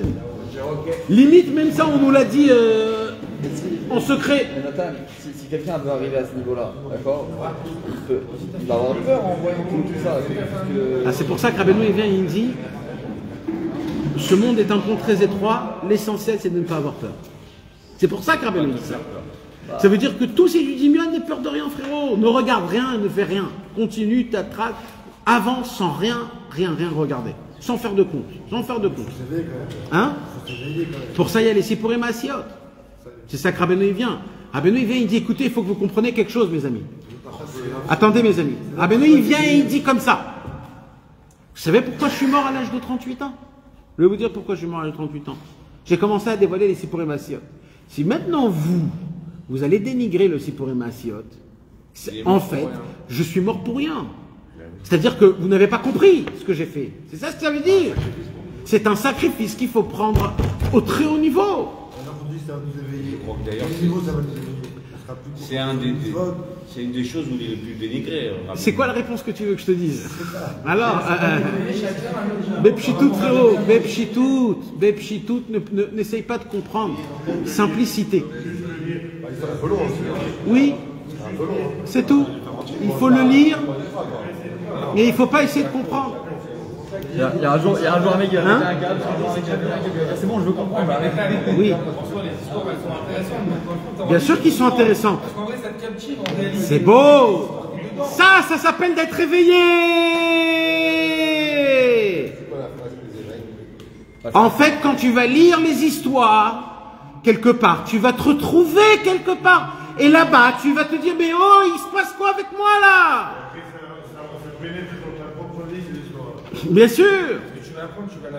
Et des fois, il ne se passe rien. Et c'est pas grave. Ça fait son effet. Ça veut dire qu'il n'y a pas de règle à ça. Mais c'est des choses qui arrivent. Alors, Rabbeinu, il a dit, si je peux vous dire quelque chose, il a dit Rabbeinu, allez à Brody. Brody, c'était la ville où il y avait le plus, à l'époque, de Talmidei Chachamim. Il y avait là-bas une très très grande synagogue de Brody, la synagogue de Brody, Chachmei Aklois de Brod. C'était quelque chose de très connu. Et Rabbeinu, il a dit, mettez-vous devant la bima, devant la teva, et racontez mes histoires devant le public, que le monde entende et qu'il écoute. Tellement c'est important. Mot à mot, sans faire aucune de rien. Surtout, je pense que la façon laquelle aujourd'hui dans notre génération on arrive à mieux à se rapprocher, c'est quand tu viens, tu racontes une histoire et après tu ramènes le moussard de la Torah qui est dedans, dans cette histoire. C'est comme ça que tu arrives à comprendre la chose. Oui, mais là on parle du... Mais c'est pour ça que les Sipurim Asiot, au final, il te fait rentrer une histoire, mais dans ça il y a des secrets de la Torah. Exact. Mais c'est les gens qui sont pas chez Rabbeinu mais qui respectent, c'est le truc le plus dénigré un petit peu. Exactement. L'histoire, c'est des contes. Les Témoran, ils rentrent dans la Chorma, dans le Dal. Nahon. Ça, c'est des contes, ils mettent un peu de côté. Nahon. Souvent, on le voit. C'est la raison pour laquelle, mes amis, ça, je vais vous dire un petit truc banal en plus, mais c'est intéressant de voir ça. Aujourd'hui, actuellement, on peut trouver les premières éditions des livres que Rabbeinu il a imprimés et que Rabbi Nathan il a imprimés. Le premier Likutei Moharan, le premier Sefer Amidot, le premier Likutei... On peut trouver aujourd'hui, c'est dur de trouver, mais ça existe, toutes les premières éditions. La seule qui n'existe pas, C'est les Sipurim Maasiot. C'est parce que c'était tellement un livre que les gens, tellement il n'y avait pas d'importance, ils le jetaient à la poubelle. Ils le jetaient, il n'y avait même pas de mot Kodesh, ça veut dire qu'il n'y avait pas de... C'est qui alors le deuxième qu'il a écrit? Hein? C'est le deuxième qu'il a écrit si on trouve plus le premier. Non, aujourd'hui on ne trouve plus le premier. À l'époque il y avait. Mais ça veut dire depuis à l'époque, on peut aujourd'hui trouver des éditions d'à l'époque. Mais l'original on n'a pas, ça veut dire aujourd'hui. Ça se peut qu'il existe une page, 2 pages comme ça, mais un livre en entier il n'y en a pas. Oui, oui. On a aujourd'hui la copie de l'original, ça on l'a. Mais c'est juste pour, ça veut dire c'est une petite chose comme ça que j'ai dit. Ça veut dire que en plus Rabbi Nathan, il faut savoir une chose. Un jour Rabbi Nathan, il est parti chez un grand tzaddik qui s'appelle Rabbi Avram Yehoshua Eshel de Apta. C'est qui? C'est le Apterouv. Il est enterré dans la même maison où le Baal Shem Tov il est enterré. C'était le Rav de Mejibouj après le Baal Shem Tov. Et un jour Rabbeinu il a dit une éloge sur le Rav de Apta. Alors il s'est dit, Rabbi Nathan, un jour, je voyagerai chez lui. Après que Rabbeinu, il est niftar, il a dit, bon, je vais aller le voir. C'est un grand tzaddik, je vais aller le voir. Et il a pris avec lui, Rabbi Nathan, les contes, pour lui faire montrer. Il est parti à Mejibouj, il est parti voir le Rav de Apta, et il lui a fait montrer les contes.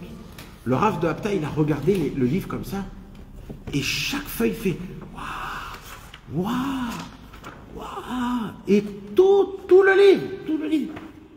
Et là, il a dit, mais t'es sûr que tu veux imprimer quelque chose comme ça? C'est pas possible. Tu peux pas imprimer quelque chose comme ça. C'est trop élevé. Et tellement Rabbi Nathan, il avait peur de cette parole-là, il a attendu que ce Rav il meure, et qu'après il a imprimé le livre de Rabbeinu, le Sipurim Maasiot. Maintenant, le Sipurim Maasiot, mes amis, c'est vrai, c'est une question. C'est une grande question. C'est une question. Non, c'est une question. Oui, c'est ça, c'est certain. Oui. C'est une question, c'est une bonne question. En tout cas, mes amis, il faut savoir une chose, que c'est à ce moment-là même que Rabbi Nachman va commencer à commenter le Zohar Akadosh. C'est là où il commence à expliquer la Hydra Rabba dans la Torah 60, que la Torah 60 elle s'appelle comment? Patach Rabbi Shimon. C'est-à-dire Rabbeinu il parle au nom de Rabbi Shimon Bar Yochai. Vous savez que Rabbi Shimon ben Yochai c'est la même gimatria que Rabbi Nachman ben Simcha. Et vous savez que dans le Likutei Moran la première Torah c'est Rabbi Shimon Bar Yochai. C'est quoi le nom de famille de Rabbi Nachman? Je ne sais pas. Ça veut dire quoi? Ça veut dire qu'il y a un lien dans la Neshama de Rabbi Shimon Bar Yochai et Rabbi Nachman de Breslev. Et de la même façon que dans le Zohar HaKadosh, il y a un livre le plus élevé, c'est lequel? C'est la Hydra Rabba.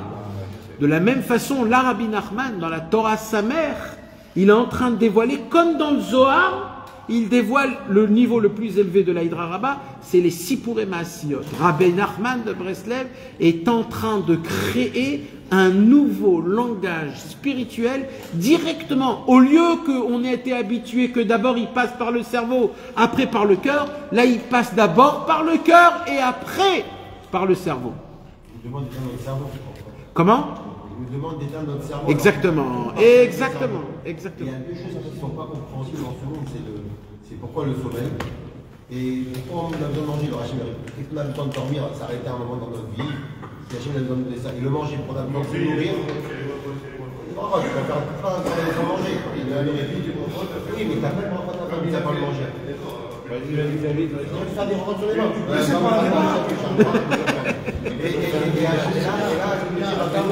Il demande de rentrer dans un sommeil intellectuel. C'est-à-dire tu vas rien comprendre. La première fois qu'on voit ça, c'est un prélude, ça n'existe pas.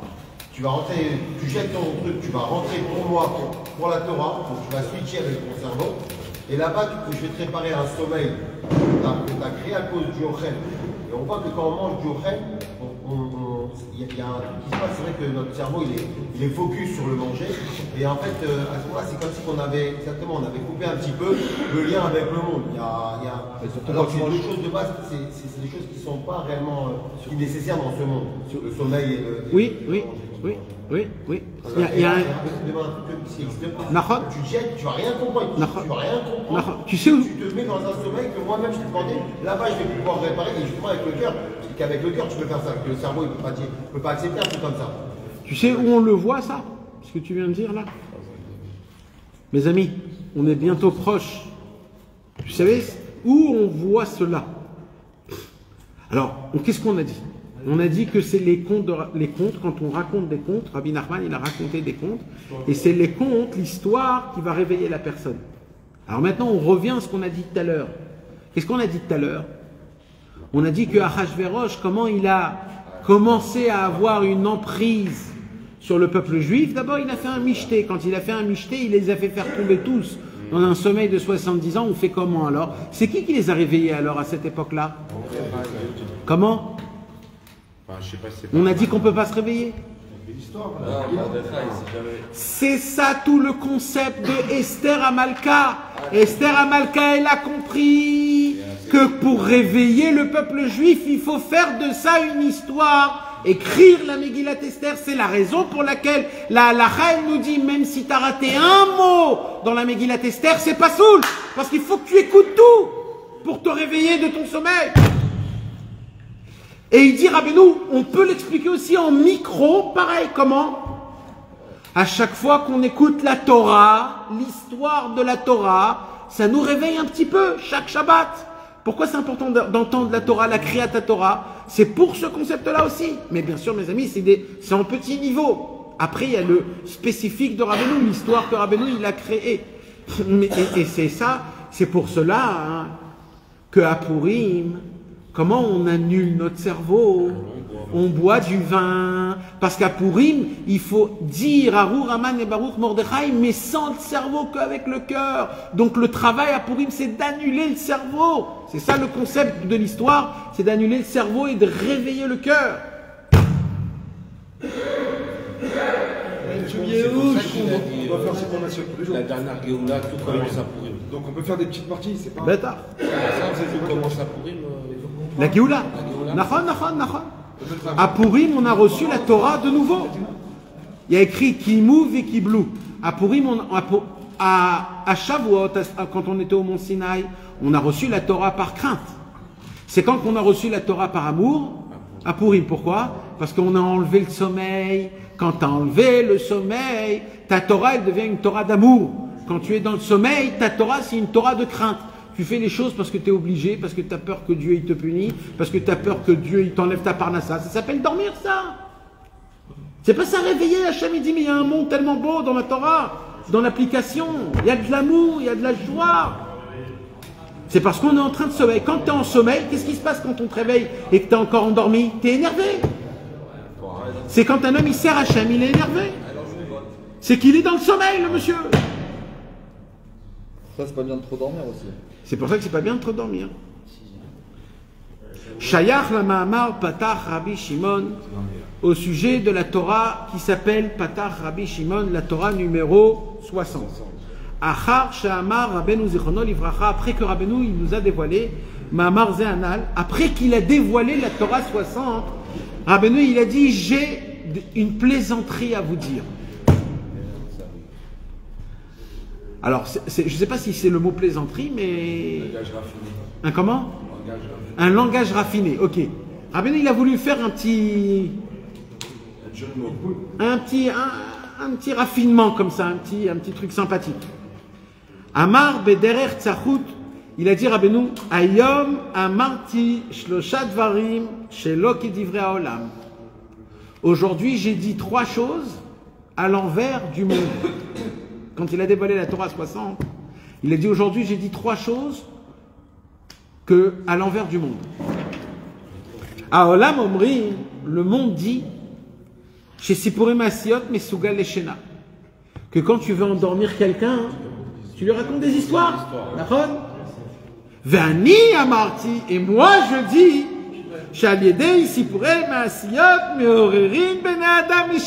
Moi je dis que quand on raconte mes histoires, on réveille les gens. Ça c'est une chose. Aolam Omri, le monde il dit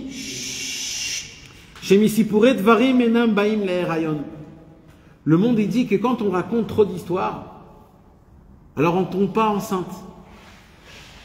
Il y a une phrase comme ça qui se disait à l'époque. Il y a une phrase qui se disait à l'époque comme ça, que quand on raconte trop d'histoires, on ne rentre pas enceinte. Mais on ne parle pas d'histoire star, on parle quand on parle du sujet lui-même. Ça veut dire quand on dit c'est quand tu es enceinte, c'est pas quand, alors quand. Alors, quand on parle de ça à chaque fois, alors plus on en parle, alors tout ce qu'on raconte. Alors il dit Rabbeinu Vani Amarti, et moi je dis, chez Misipurei Dvarim, chez la Tzadik, chez Meorer Alideze Bnei Adam Mishinatam, Alideze Ba Pkida Takarot.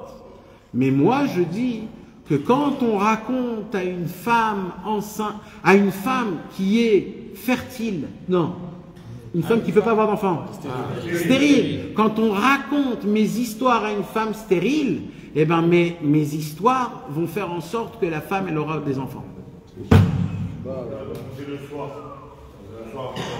En fait, Rabbeinu il dévoile un secret. C'est quoi? Que même la raison pour laquelle une femme elle ne peut pas avoir d'enfant, le problème c'est ou le mari ou la femme, qu'il y a quelque chose en elle qui dort, qui est dans le sommeil. Et que comme il est dans le sommeil, elle ne peut pas avoir d'enfant en fait. Et tout le travail c'est quoi? C'est que si une femme elle lit les contes, ou alors un homme, son mari, il lit les contes, là Rabbeinu il dit une femme, mais là Rabbeinu il dit qu'on doit raconter à une femme. C'est la raison pour laquelle les contes, c'est le seul livre qui a été écrit en hébreu et en yiddish. À l'époque, les femmes ne comprenaient pas l'hébreu. Alors, Rabbeinu il a dit, on va l'écrire en yiddish, comme ça, même les femmes, ils peuvent comprendre le yiddish. Ça veut dire que les contes, on peut les lire même en français. Hein? Et c'était raconté en yiddish, non? Ça a été raconté en yiddish. C'est-à-dire l'original, c'est... L'original, c'est le yiddish. Il y a des mots en yiddish dans l'original. Ouais, aussi. Enfin, dans les contes qu'on a nous. Nachon. Donc Rabbi Nachman, là, il dévoile une nouvelle chose. C'est quoi? C'est que la raison pour laquelle, des fois, il n'y a pas d'enfant, c'est parce que chez un des deux ou dans les deux, il y a quelque chose qui est endormi et que tant qu'il n'est pas réveillé, le déclenchement ne peut pas se faire. Aussi simple que ça. Aussi simple que ça. Des fois tu essayes d'allumer la lumière et tu allumes partout, tu vois que c'est pas allumé, tu te rends fou à la maison, tu dis mais partout ça s'allume pas. On lui dit mais va voir l'interrupteur. Peut-être c'est juste l'interrupteur. Peut-être juste allume l'interrupteur, tout va s'allumer. Et là il allume l'interrupteur et tout s'allume. Tu peux te casser la tête en disant mais qu'est-ce qu'il y a, le truc, c'est juste l'interrupteur. Il dit Rabbeinu, des fois tu as des problèmes, tu crois que partout c'est un problème, mais en fait c'est rien du tout, c'est un petit truc qu'il faut changer. Il dit Rabbeinu, lis les contes de Rabbi Nachman, ça va réveiller tout ce qui est endormi, ça réveille, et grâce à ça, les femmes qui sont stériles pourront avoir des enfants. Là c'est la deuxième chose. Troisième chose, Aolam Omrim, le monde il dit qu'un tzaddik aemet amouflak bema'ala, qu'un très très très grand tzaddik qui est vraiment très élevé, en tzarich lema'ot arbet, il n'a pas besoin d'argent. Un tzaddik il n'a pas besoin d'argent. Il a besoin pourquoi? Il est toute la journée dans le Beth Midrash ou à la maison, il étudie, mais manger, quand il mange, il se contente un peu de pain, un peu d'eau, il est content. Même s'il n'a pas de livres, etc., il doit acheter des livres. Alors ça veut dire son besoin, il est très petit. Il a presque pas besoin de rien du tout. Mais il n'a pas besoin de beaucoup d'argent. Ah, pas besoin de beaucoup d'argent. Ouais, comme le Baal Shem Tov, il connaissait ce qu'il avait besoin. Voilà. Alors Rabbeinu il dit ça, c'est le monde qui dit. Ve'ani amarti. Et moi je dis. שיש התבוננות כזה, שצריך לזה colonne de alma. Il y a dans le ciel un niveau d'intelligence que pour l'atteindre, il faut toute la richesse du monde. Pour plonger dans les profondeurs de la Torah. Si tu es tarot, tu ne peux pas, tu as toujours quelque chose qui te rattrape. Si tu es riche, alors tu peux... T'as pas de problème. Non. Alors tu peux rentrer dans les students de la Torah. Non. Et sans... Il a dit non. Non. Ça c'est peut-être pour nous. Ça c'est pour nous peut-être. Mais le tzaddik, lui, depuis très longtemps, il a arrangé le problème de la Emouna et le bitachon. Il n'est pas taroud, le tzaddik, s'il lui manque de l'argent. Pourquoi il dit qu'il faut être riche?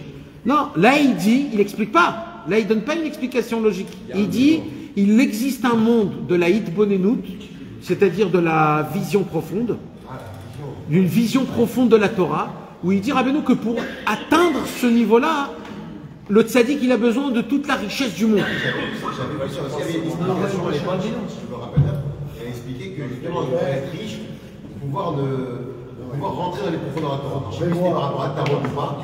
Alors peut-être, là, on parle du tzaddik personnel, pas pour nous. Le tzaddik, il n'a pas besoin. Très peu, ils peuvent arriver à ça. Alors le tzaddik, en général, surtout comme Rabbeinu Akadosh, il n'est pas embêté s'il lui manque de l'argent. Ça fait très longtemps qu'il est derrière ça. Mais c'est des choses que ça nous dépasse. On ne peut pas comprendre ce que c'est. C'est Rabbeinu juste qui dévoile une autre chose. Rabbeinu, il dévoile que la Torah, mes amis, la Torah, elle a été dévoilée devant qui? Devant tout le peuple juif dans sa généralité. C'est quoi la raison, mes amis? C'est parce que la Torah elle-même, elle est les 600 000 juifs.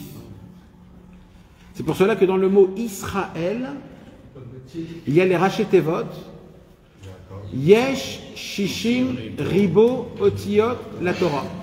C'est-à-dire que dans les lettres et dans les mots de la Torah, il y a les Neshamot du Ham Israël. C'est-à-dire que tout le Ham Israël fait la Torah fait le Ham Israël. C'est pour ça que la Torah elle a été nommée Israël. Rabbeinu, il dit maintenant, l'argent, comment on dit l'argent en Lashon Kodesh? Damim. C'est quoi Damim? C'est du sang. Le sang, c'est quoi dans la Torah? C'est quoi le sang dans la Torah? Le Nefesh. Adam ou un Nefesh. Attends. Adam ou un Nefesh. Le sang, c'est là-bas où il est l'âme. Le niveau de Nefesh, il y a Nefesh, Ruach, Neshama. Le Nefesh, il est dans le sang. D'accord? Donc il dit Rabbeinu, pourquoi j'ai besoin de tout l'argent du monde? Parce que tout l'argent du monde fonctionne, toutes les nefashot, tous les damim, tout le Ham Israël. Donc si j'ai tout l'argent du monde, j'ai tout le Ham Israël, donc j'ai toute la Torah en général totalement. Tu comprends jusqu'à où ça va? C'est une des raisons, c'est pourquoi Moshe Rabbeinu il a c'est ce qu'il dit Rabbeinu dans la Torah. C'est la raison pour laquelle il dit Rabbeinu aussi, pas que Moshe Rabbeinu c'était le seul riche. Moshe Rabbeinu était très très très riche, mais il y avait aussi celui qui a écrit les Mishnayot, Rabbi Yehuda Anassi. Comme c'est lui qui a donné la Torah, il devait avoir la plus grande richesse. Ravashi et Ravina, ils ont écrit la Gemara. La Gemara raconte sur eux la richesse qu'ils avaient. Non, mais la richesse dans la Torah. Abraham il était très riche. Il a écrit Abraham Kaved Bamikne. Il avait une très longue. Pourquoi? Parce que ces tzadikim là, ils devaient atteindre un niveau très élevé. Hachem leur a donné l'argent. Vous savez, mes amis, qu'il y a eu un jour. Mais attends, la richesse on est bien d'accord, la richesse dans la Torah, parce qu'il n'y avait pas vraiment d'argent à l'époque. C'était des terres. Là, on parle de la richesse réelle. Ça parle de richesse qu'on peut entrer les profondeurs de la Torah. Torah 60. Torah 60. Toute la Torah, l'écoutez Moharan 60, elle parle de ça. C'est pour cela que dans le premier conte, la princesse disparue, c'est où qu'ils trouvent la princesse disparue? Dans une montagne d'or et un château de perles. C'est ça la richesse. C'est là-bas qu'on trouve l'Hitbonenout à Torah. C'est ça qu'il dit Rabbeinu. C'est là-bas que tu dois trouver la princesse disparue. C'est toi la princesse disparue. Où tu vas la trouver? À travers la Torah. C'est ça le Har Shel Zav ou Mivtzar Shel Margaliot. C'est ça la montagne d'or et le... C'est là-bas qu'on trouve la princesse disparue, nous-mêmes. Alors la Torah, on va la trouver dans notre travail où on va faire de l'argent? Pas compris. D'abord là, on parle du tzaddik Haemet, on ne parle pas de nous. Nous, si on a de l'argent, on ne va pas comprendre la Torah, on va comprendre ce motif. Si on te donne demain 100 millions de dollars, ça va être compliqué. Tu vas rien comprendre. Tu vas rien comprendre. Tu vas vouloir tout bouffer dans le monde. Donc Rabbeinu il dit, donc toi, c'est certain que nous, on ne sait pas nous qu'on parle. On parle du tzaddik Emet comme Rabbeinu Akadosh, que lui, Rabbeinu, il a dit, quand vous me donnez à moi de l'argent, c'est pas de l'argent que vous me donnez, ce sont des nouvelles âmes, c'est encore des âmes que vous me donnez, que je rapproche et que je répare. Rabbi Israël, une des premières choses qu'il a fait, vous savez comment Rabbi Israël, il a rapproché, vous savez, je vais vous dire quelque chose, mes amis. Rabbi Israël, il est venu en France, et il n'a pas parlé un mot, et il a rapproché 200 familles. Sans dire un seul mot. Sans dire un seul mot. Il est venu chez 200 familles à peu près, ils étaient pires que vous tous ici. Au sens propre du terme. Au sens proche du terme. Non. Il est venu, c'est des gens qui avaient des vies, des travails, des parnassas, de la famille. Une vie normale comme des Français d'à l'époque. D'accord? Un tout petit peu de judaïsme. Mais Rabbi Israël, il est juste venu. Il est juste venu et il nous a juste regardé. Il a rigolé et il a fait une chose. Une chose il a fait. Il a dit, je veux tout votre argent. Un juif. Alors 90% se sont barrés. Ils se sont barrés pourquoi? Encore un autre qui vient nous dépouiller. Mais comme lui, il était spécial, parce que Rabbi Israël, il était aussi très bon. Il était très très bon, très spécial. Alors 10% sont restés. Mais alors il a dit un mot. Attends, non, il a dit 10%. Alors ces 10% sont restés pour voir. Qu'est-ce qu'il veut ce monsieur? Et Rabbi Israël, il a dit, donnez-moi votre argent. Vous êtes des voleurs, il a dit. Votre argent à vous, elle est à moi. Il a dit pas à moi, au tzaddik à Emet, à Rabbi Nachman de Breslev. Donnez-moi votre argent. Et ces 10% qui sont restés un peu foufou, ils ont dit ok, on va lui donner. Et chacun a donné ce qui, en fur et à mesure, hein, ça ne s'est pas passé dans un. C'est ma affaire en fait. Non, c'est beaucoup plus que ça. D'accord, ça s'est passé en quelques années. C'est-à-dire, je vous raconte ça en général. Et je vais vous dire quelque chose, mes amis. Ceux qui ont donné de l'argent à Rabbi Israël, je ne parle pas d'un petit billet, je parle vraiment qu'ils ont donné de l'argent, c'est eux, sans un seul mot, sans aucune compréhension de Rabbi Nachman, ils ont tous arrêté leur travail en France, ils ont tous fait leur alia, et ils sont devenus tous des élèves de Rabbi Israël, des Ovdei Hashem jusqu'à aujourd'hui. Parce que d'abord, ils ont donné leur argent. C'est quoi leur argent? Quand tu donnes l'argent, tu donnes toi, tu te donnes ta neshama. En fait, tu prends ta neshama, tu dis tzaddik, tiens. Tu donnes ton sang. Tu sors ton sang, c'est ton nefesh. C'est ça le pidyon nefesh. Quand tu donnes le pidyon nefesh, tu donnes une partie de ton. Ouais, c'est comme quand tu. Il y a un monsieur qui marie sa fille la semaine prochaine. Celui qui veut l'aider, c'est une mitzvah de l'aider. On parle de tzedaka, c'est une mitzvah de l'aider. En tout cas, mes amis, vous comprenez ce que je suis en train de vous dire. C'est ça la raison que Rabbeinu, il dit j'ai besoin de tout l'argent du monde. Parce que je rapproche, je vous donne ceux qui ont eu le mérite de donner son argent pour le tzaddik, pour l'impression des livres de Rabbi Nachman, tu donnes ta neshama et tu l'imprimes dans les livres. Et c'est ces livres qui sont la Torah, tu deviens la Torah du tzaddik.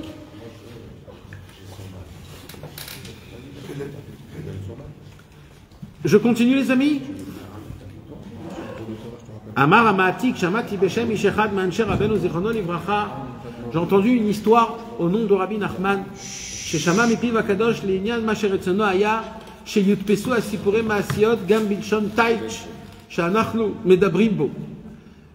Rabbi Nathan il a dit j'ai entendu parler de Rabbeinu Akadosh que Rabbeinu il m'avait demandé que quand tu vas imprimer les Sipure Maasiot, fais en sorte d'imprimer les Sipure Maasiot avec le Yiddish. C'est-à-dire avec la avec la traduction. Mais pourquoi il n'y a pas? Pour les femmes. Si, dans tous les Sipure Maasiot, en hébreu, il y a l'hébreu en haut, Yiddish en bas. Dans tout. Alors il y a des éditions qui ne sont pas mises parce qu'ils veulent un livre plus petit. Mais dans des éditions normales, Stam, tu vois, toujours le Sipure Maasiot, il est en hébreu en haut et en Yiddish en bas. Toujours. Dans tous les. Vadaï. Il y a des comme ça, il y a des comme ça. Il y a de toutes les sortes. Mais il y a toujours le Yiddish. Parce que, ouais. Maintenant, ça voudrait dire aussi combien c'est important de traduire aussi les Sipure Maasiot en français pour qu'on puisse les lire et les raconter à nos femmes et à nos enfants. Je vais vous dire quelque chose, mes amis. Des fois, on n'arrive pas à parler de Torah à la maison. Des fois, on n'arrive pas à parler de Torah avec sa femme ou avec ses enfants. T'arrives pas, t'as pas le niveau, tu sais pas. Rabbeinu nous a donné une possibilité à nos enfants de pouvoir les nienotam, c'est-à-dire de les intéresser à travers, en lisant les histoires. C'est des histoires exceptionnelles. Et ben tu lui racontes tous les jours une page. Eh oui. Il y a des petites histoires. Ah bah oui, il va attendre chaque fois. Il va attendre. Alors, il y a des petites histoires. Hein.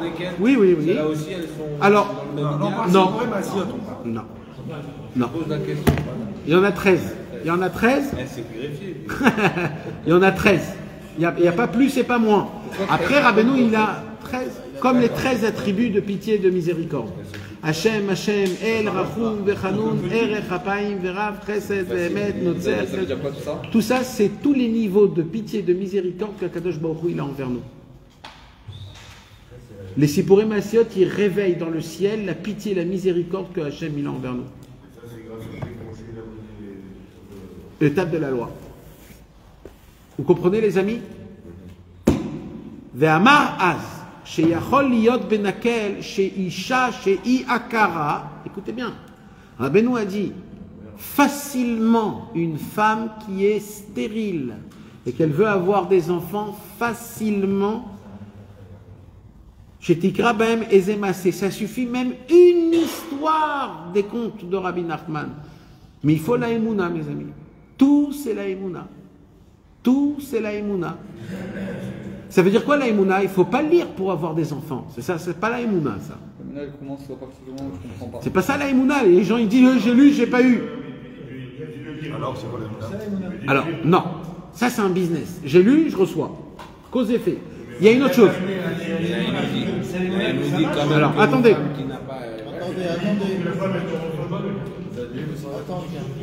Là, il y a écrit, viens, on regarde les mots, comment c'est écrit.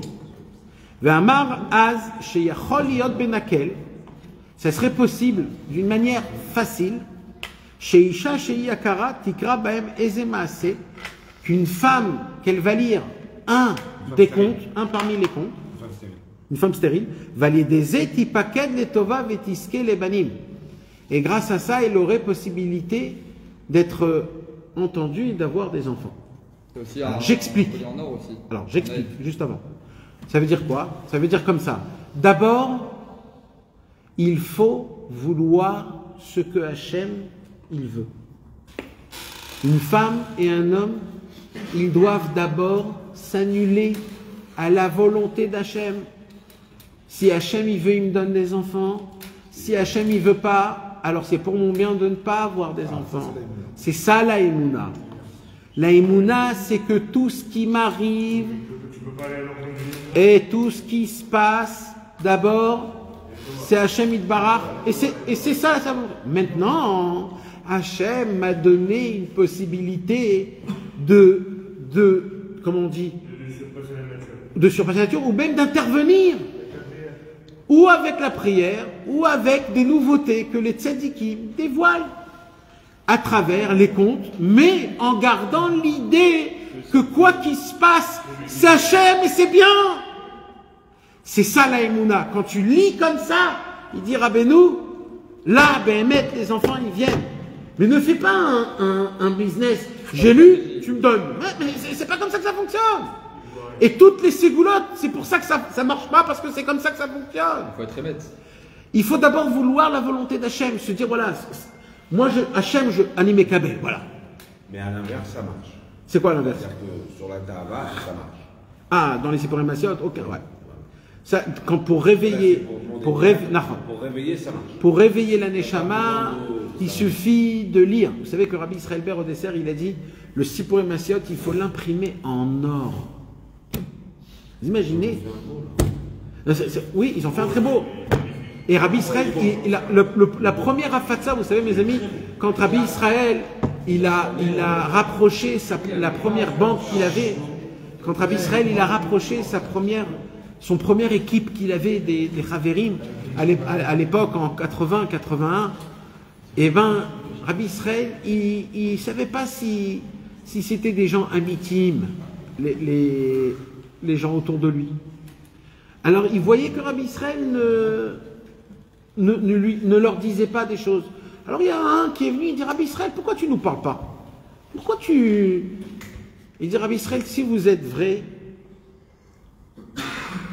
on va imprimer les Sipurim Maasiot et on va aller dans tous les kibbutzim d'Eretz Israël et on va leur donner des Sipurim Maasiot. Et ça, quand ils ont entendu ça, ils ont compris une chose.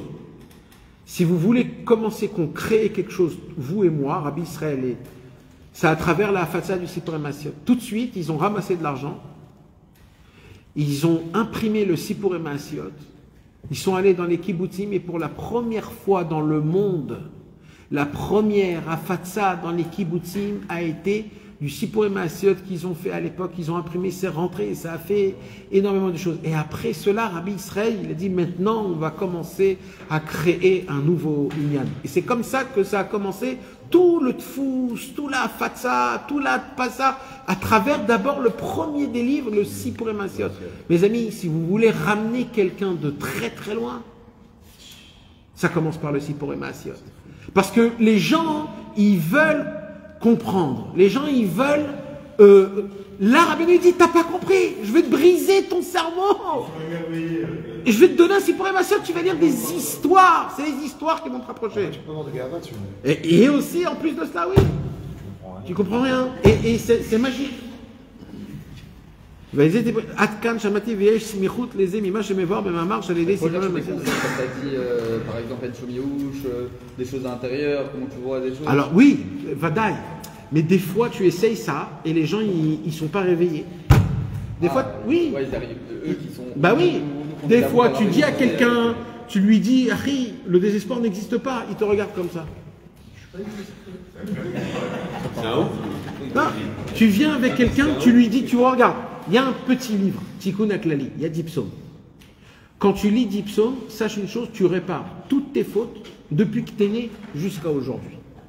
Tout. Il y a un tzaddik, c'est pas toi, c'est un tzaddik qui vient et il va faire un truc qui va te réparer tout ce que tu as fait. Juste tu lis 10 psaumes. Et tu viens et tu dis, ok, bon, ben, mets-le là, peut-être je vais le lire. Comment c'est possible un truc pareil? Comment? C'est parce qu'on est endormi. On n'est pas éveillé, on est alors, il vient Rabbeinu, il dit, tu sais, des fois quand tu vois ça, donne un Sipurim Maasiot. Mais Rabbeinu, il dit, mais sachez que il ne faut pas attendre ce niveau-là. Parce que nous, on a des niveaux de sommeil qu'on est ensommeillé totalement. Oui. Il y a des niveaux de sommeil qu'on est totalement ensommeillé. Si par exemple, je vous dis un petit truc, par exemple, le Lashon Hara. D'accord? Au niveau du Lashon Hara, on est tous endormis, les gars. On peut raconter des trucs sur à droite, à gauche, sans même pas que ça te fasse du mal. Ça veut dire que... Et limite, tu dis, mais c'était qui le mec? C'était qui? Je t'en supplie, dis-moi, c'est non, mais ça c'est même pas honteux, ça veut dire c'est... Et l'autre, il dit, tu sais, c'est très bien. Ça s'appelle le monsieur. Dans ce niveau-là, il est complètement endormi. Et quoi que tu le dises, je m'excuse, mes amis, mais on est tous comme ça. Mais rappelle-lui, il te dit surtout que c'est les petites choses que c'est le plus important. Je me rappelle, mes amis, je vais vous dire un petit truc. Quand on a commencé les cours ici, alors moi, je me suis dit, je vais leur dire des choses très fortes pour les réveiller. Parce qu'à l'époque, les gens qui venaient ici, à l'époque, il y a 10 ans, quand on a commencé au tout début, c'était des gens qui étaient vraiment dans le Olam Hazé, les tavot, l'argent, le business, défoncer le monde. Et on a commencé à faire des petits cours de Rabbeinu et les gens, je me rappelle, mais c'est dommage, il fallait filmer, les gens me regardaient comme ça. Ça veut dire que je terminais le cours et il restait comme ça. Maintenant, je me rappelle que je disais, je voulais choquer les gens. Je voulais les choquer, les mecs. Je leur disais, et ils restaient comme ça. Non. Et ça, des fois aussi, ça m'arrive aussi, même dans des autres rangs. Je dis, mais les gars, réveillez-vous, là, le plafond, il doit péter, là. Vous entendez ce qu'il y a écrit ici? Chaque chose. Il y a un temps pour chaque chose. Chaim Moran, c'est une histoire. Chaim Moran, c'est un concept. Mais vous comprenez, mes amis, des fois, on est endormi. On est endormi totalement. Chas v'shalom. Un jour, j'ai un ami, il m'a dit, tu sais, je me suis retrouvé dans la forêt, en train de faire Ibo des doutes, à ouvrir mon téléphone, à regarder 2-3 WhatsApp, de là un petit Facebook, et là il dit je me retrouve après 1h30 de, pas d'idées des doutes, mais de trucs, dans la forêt avec le téléphone. Je lui ai dit mais tu t'imagines le niveau d'endormant que tu es, ça veut dire on va dans la forêt pour se détérioriser de tout ça. Ah, c'est pas peut-être, c'est certain. C'est certain. Mais lui, il n'a pas fait ce qu'il devait faire. Ça veut dire, c'est sûr qu'Hachem lui parle là-bas. Mais oui, mais c'est pas ça le Inyan. C'est pas ça le Inyan. Non. Là, je parle en général. En général. Le conseil de Rabbeinu, c'est de faire un Ishuvadat 1 heure et de demander pardon à Hachem d'avoir un cœur brisé. C'est ça le Inyan. Alors après tout ce qui se passe, c'est les Tovas, Vadaï. Mais ça veut dire, regarde, où on peut se retrouver. Tu peux te retrouver au plus milieu.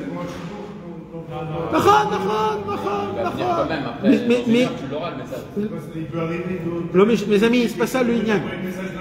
Non mais c'est pas ça, c'est pas le sujet, frérot. Le sujet, le fait, mes amis, c'est qu'on est tellement ignorant dans l'éveillement d'Hachem. On est endormi, on peut entendre des choses que normalement... Je vais vous donner un petit exemple, mes amis. Ce qui se passe là maintenant, là, en Syrie, d'accord, hein? Non mais ça veut dire, normalement, s'il y aurait des chachamim, ça devrait être une journée de fête à l'éternité. Eretz Israël a grandi. Eretz Israël a grandi, les amis. Réveillez-vous. Réveillez-vous. Eretz Israël a grandi, c'est Mashiach, c'est comme ça que ça se passe. C'est comme ça. C'est écrit dans les livres. C'est fou. C'est fou. Et nous, on est là comme ça. On est là. Alors, voilà. C'est ça, mes amis. Il faut être réveillé. Je peux vous dire une autre chose, je veux vous choquer parce que vous êtes tous endormis, vous me regardez tous comme ça. Allez, réveillez-vous là, allez. Mes amis, réveillez-vous. Hanouka, tout le monde a ouvert.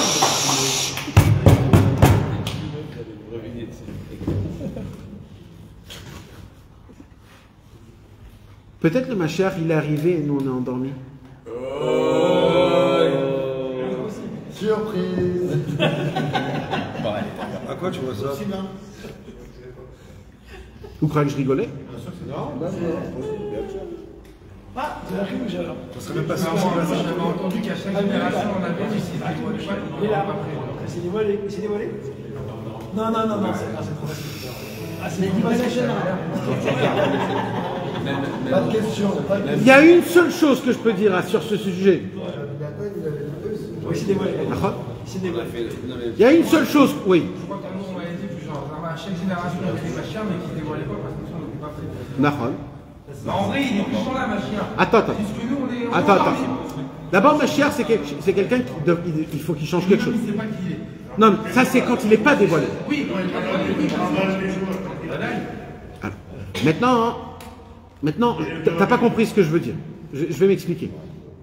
Ça se peut que le Mashiach est venu et qu'il a amené un message et qu'il a rendu des gens parfaits et qui vivent déjà dans un monde de liberté totale.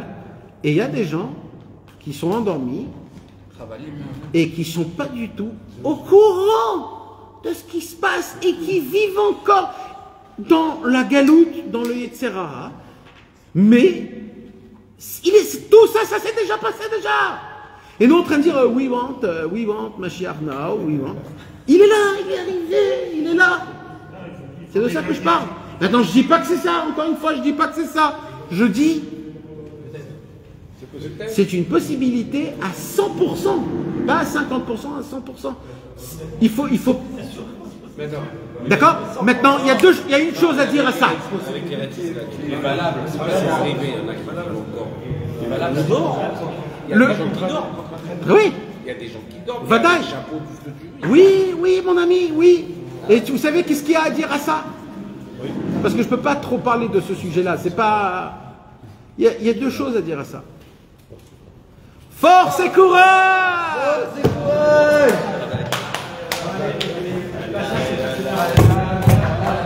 Patience et personne.